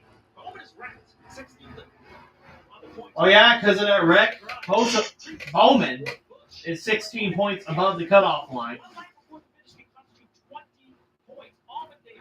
how close the points are. So this anxiety that we're talking about from the leaders, the whole field is, in their car at home, and it says 20 miles to empty, and you're deciding if you can make it to the next exit on the interstate. These guys are doing it for their playoff hopes. Look at Hocevar. He's up there right now, though, because he's leading. But even if he didn't have the race lead right now, he would be above the cut line. But that's why, as you say, it's so critical. Oh, it's Hocevar? Oh, flat tire on Hocevar.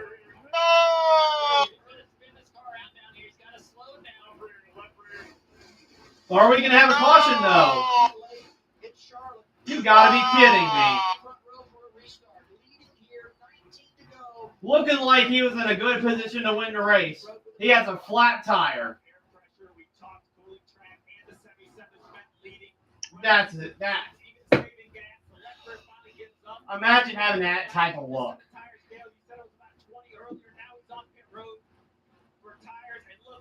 Wow.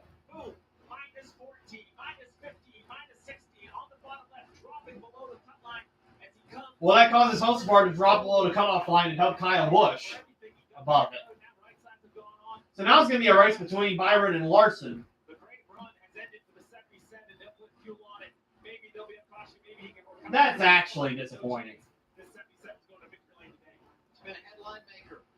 He comes home fresh off his career best finish. And in position.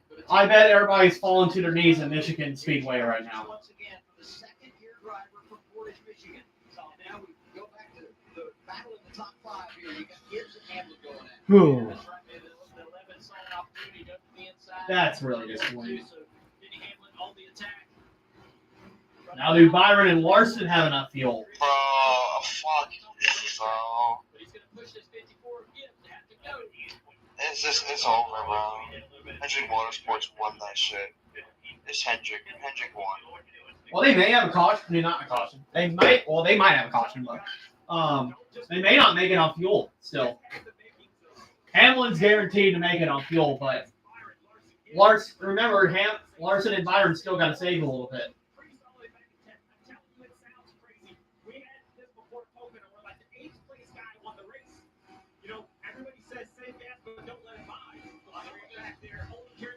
And there goes Hamlin, pouncing on Gibbs, up the third. Got 15 laps to go now. Junior Denny Hamlin knew his teammate Todd Gibbs had to save fuel. They told him to go on the attack. Listen to the radio.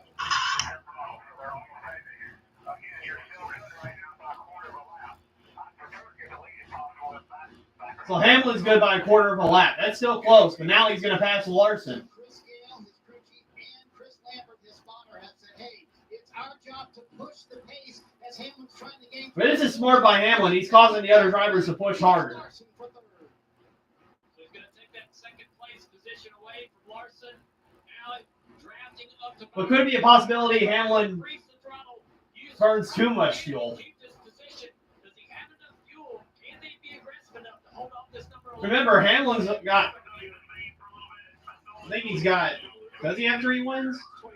Oh, I think he only has 2 wins this season. Hamlin's got multiple wins this season, so he can risk it if he wants to. Same with Larson and Byron. The top 3 can risk it. But if you're someone like Gibbs, you can't really risk it that much.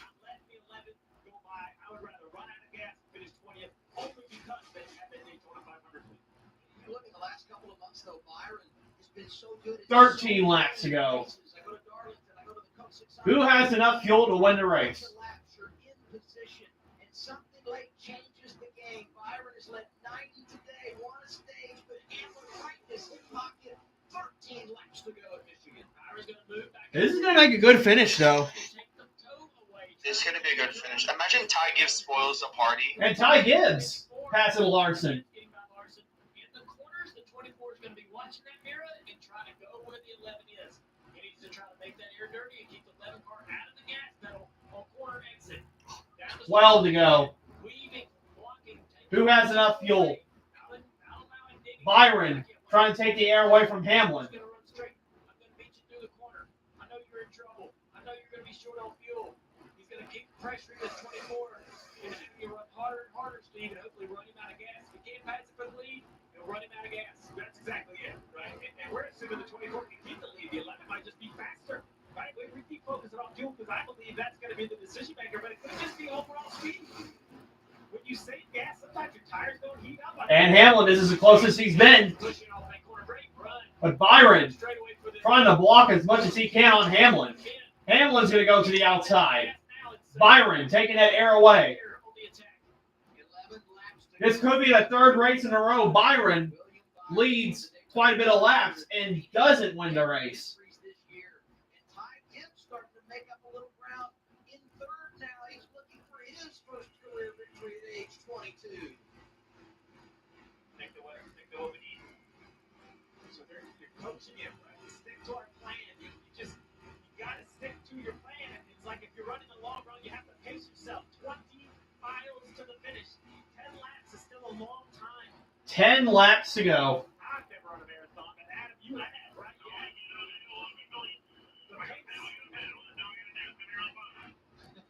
I love it. We got to pit. Run that thing until it runs out.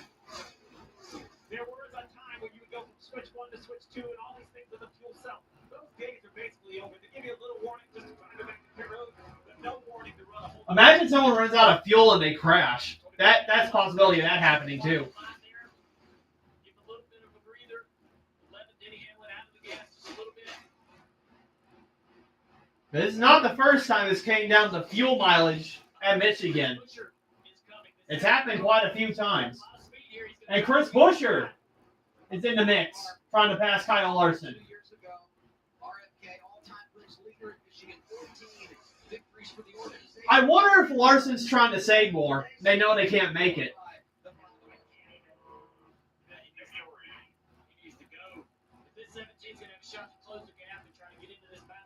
It's pretty much a 5-car battle for the lead. Now we're down to 8 laps to go.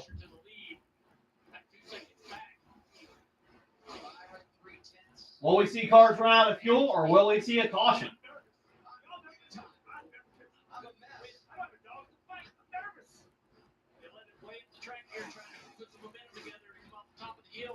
I want Hamlin to win.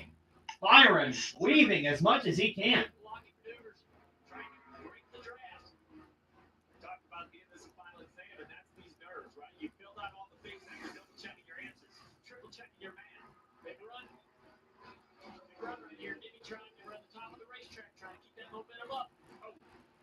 crossover. Oh. What a block by Here comes Hamlin. Byron. There was going to be a crossover. Byron covers 7 to go. Wow.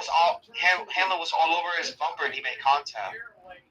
He's got to work on that down in turn 3 and 4. Not allow that 11 car to use the top of the racetrack to be able to get those runs. He's getting down the front straightaway. Here comes Denny again. This race is cinema so far. Denny see him in the third groove right there. He's going to have another one of those runs down the front straightaway. It seems like Byron and Hamlin have gotten further away from. You know what? It looks like the three behind Hamlin and Byron are saving while they're trying to race each other. Is gambling on these two running each other out. He has thrown the towel in on passing him. He's on full save. He loves what Hamlin's doing. Go run the 24 out and hope the 11 does as well. All right, Denny's right here on the back straightaway. Here's Hamlin looking to the outside. Nothing doing. Byron pulls up. Wow. This is insane racing. Byron, a little high up the track, trying to take Hamlin's line, putting him in that dirty air. 5 laps to go. It's a lot of stuff they're trying to do. Save fuel, try to get the lead, and try to block, and try to pass. Byron got loose. Hamlin's going to be side by side with Byron. But Byron, he's not clear. Trying to fight back on the outside. Byron's going to have the top. But Hamlin's on that corner panel. And here comes Ty Gibbs. Ty Gibbs is closing in. They're battling. That's going to help the drivers behind. Byron making that mistake is causing him to burn more fuel.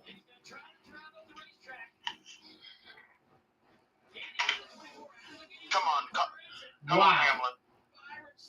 This is a really good race. Byron's still ahead, but Hamlin, here comes Hamlin. Byron's side drafting. He's clear. And he's loose, and Hamlin's going to take the lead. 4 laps to go.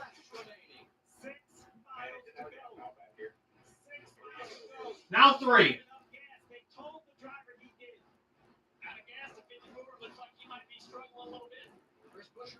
The 17. I think Busher has every candle lit. I think Busher's thinking, I'm safe enough, I'm going to run out, or hope the two in front of us do. This is going to be determined in the last 2 miles. I think they're all going to see the white. I just don't know who's going to see the checker.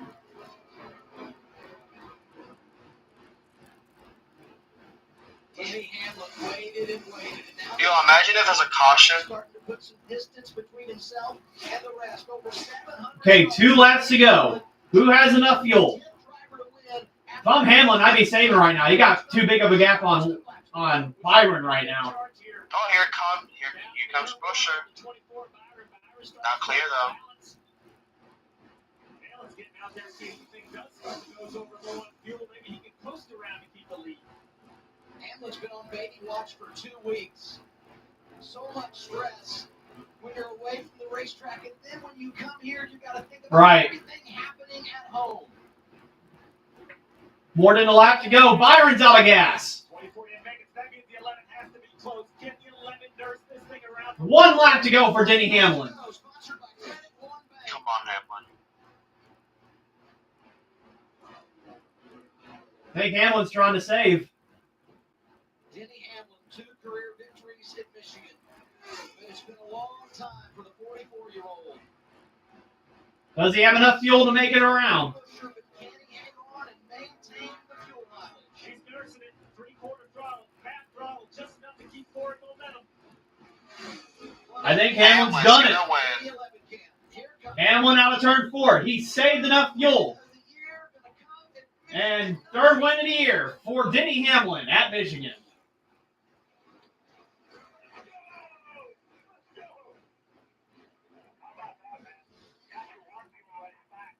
Wow. I'm not mad. I'm happy actually. 57 career wins for Denny Hamlin. And his 3rd of the year is his 3rd in the Irish Hills. See, Kyle Busch got a top 10.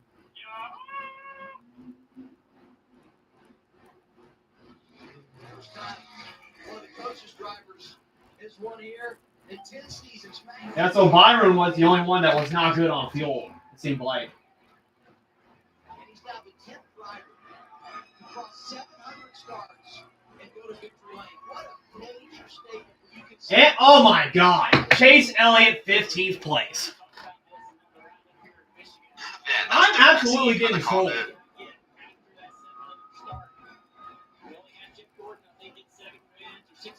He literally finished 15th again.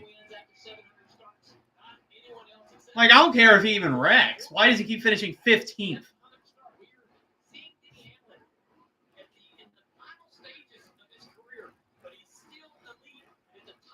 Okay, why did Hamlin go past the start-finish line? He could be out of fuel. You saw that celebration on the pit box. Rarely do you see an engineer first one up, screaming and cheering. He was sweating that calculation. And look, he's had enough. See a burnout yet, but still running. Look at the celebration. No. I think too what was impressive for me is that all the drivers knew and were given the information needed to be able to get themselves to the end of the race. Imagine how many cars would have ran out of gas in this scenario 5-10 years ago. They've got so good at calculating that fuel mileage. He had just enough for a burnout. That's crazy.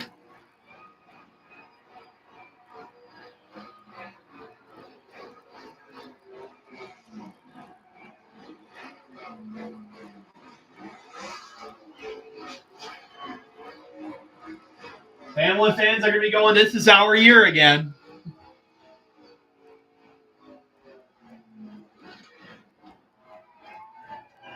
It looks like he's ran out of fuel.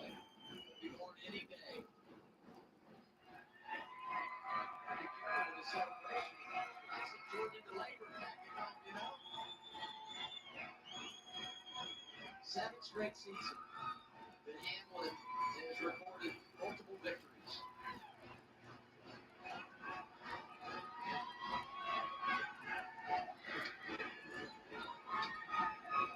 Darlington, Martinsville, and now Michigan. So another Toyota wins here.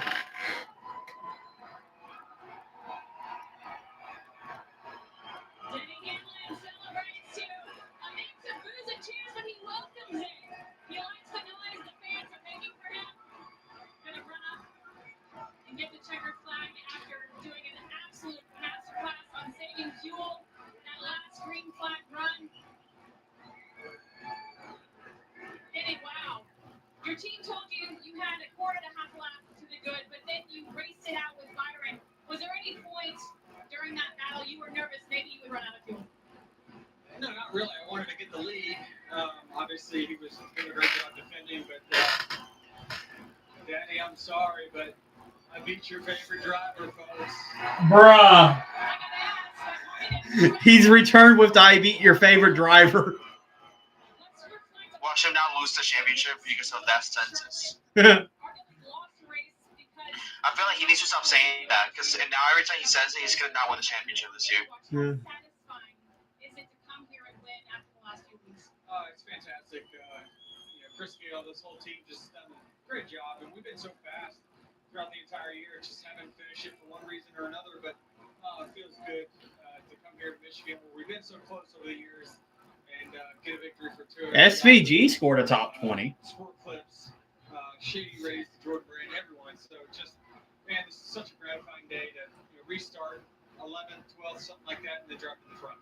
I know you told me you weren't really concerned about fuel, but how much discipline did it take during the beginning of the run to make sure you saved enough? Well, I was going all out pretty much the entire time. Once I got to the lead, that's when I started saving. He kept telling me I was good, and I knew I was going to have to go 100% to get around everybody, but just worked it out. Host so far, 29. Man, that sucks. Yeah, it does. Each of the 3 victories this year for Hamlin.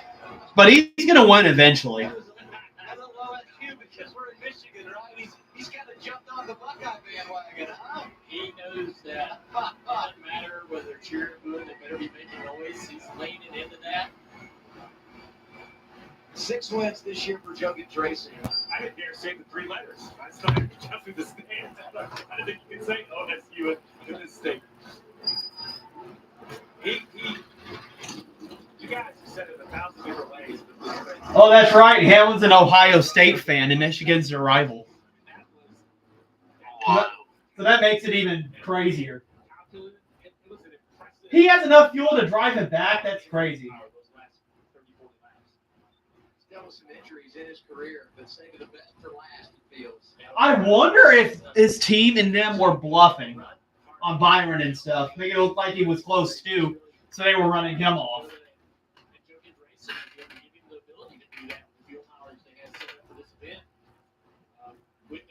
There's adjustments that they make preparing for this race and trend, and now fortunately also the few mileage, knowing that this could be a few miles event.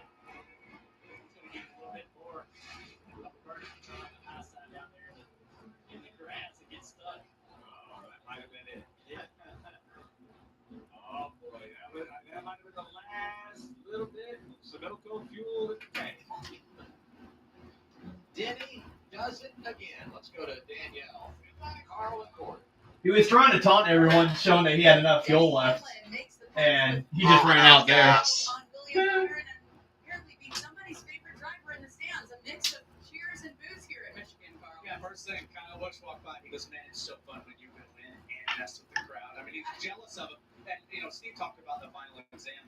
Denny is just what Steve said. He is an experienced 700-start driver, put together all the pieces today with everything in his life put together. That win is amazing. Well, he's a professor. Yeah, I'm pretty sure this year is Hamlin's last chance to win a championship. We all know Denny's racing IQ is the most. Nothing's going to surprise him. Because he's having a good season so far. Right where Gabe Barr left off, and that 11 team is. Yeah, he is. I feel like we're almost exactly where we were 3 weeks ago in Charlotte, North Carolina. Heartbreaker William Byron towards the end again. And when Dale said, "Hey, I'm feeling nervous," we're sitting back there feeling the same way because there were so many storylines, so many things playing out. We saw Hocevar with the left rear tire out of nowhere. What a good race. I enjoyed it. Yeah, I did too. That changed the face of the race. So Byron trying to stay out made it interesting, and Ty Gibbs and Chris Buescher being close made it interesting too. The entire heart of Michigan got ripped out with the left rear air pressure of the 72nd career day. That was a third one right at the reins were off. He was going. Yeah, this got to be like Hamlin's biggest villain arc. Hocevar from Michigan was trying to win, blew a tire. Hamlin, an Ohio State fan, and one of the most hated drivers in NASCAR, wins in front of Michigan. Right here at his home track. For Denny Hamlin, it's been 2 months and 2 days since Joe Gibbs Racing has found victory lane. The last time they did it, Denny Hamlin got it done at Darlington, and now he has 3 wins on the season, tying for the highest total with Kyle Larson and Christopher Bell. We're breaking it down with a live post. Yeah, the big three, Larson, Hamlin, and Bell. All right, guys. The race has ended. Hamlin won. Next week, I'll be streaming for Mexico. Oh, I cannot wait till Mexico. The cartel is going to be there. Whoever, I'm scared for whoever DNFs. All right, see you guys later. As far as wins, everyone's dead.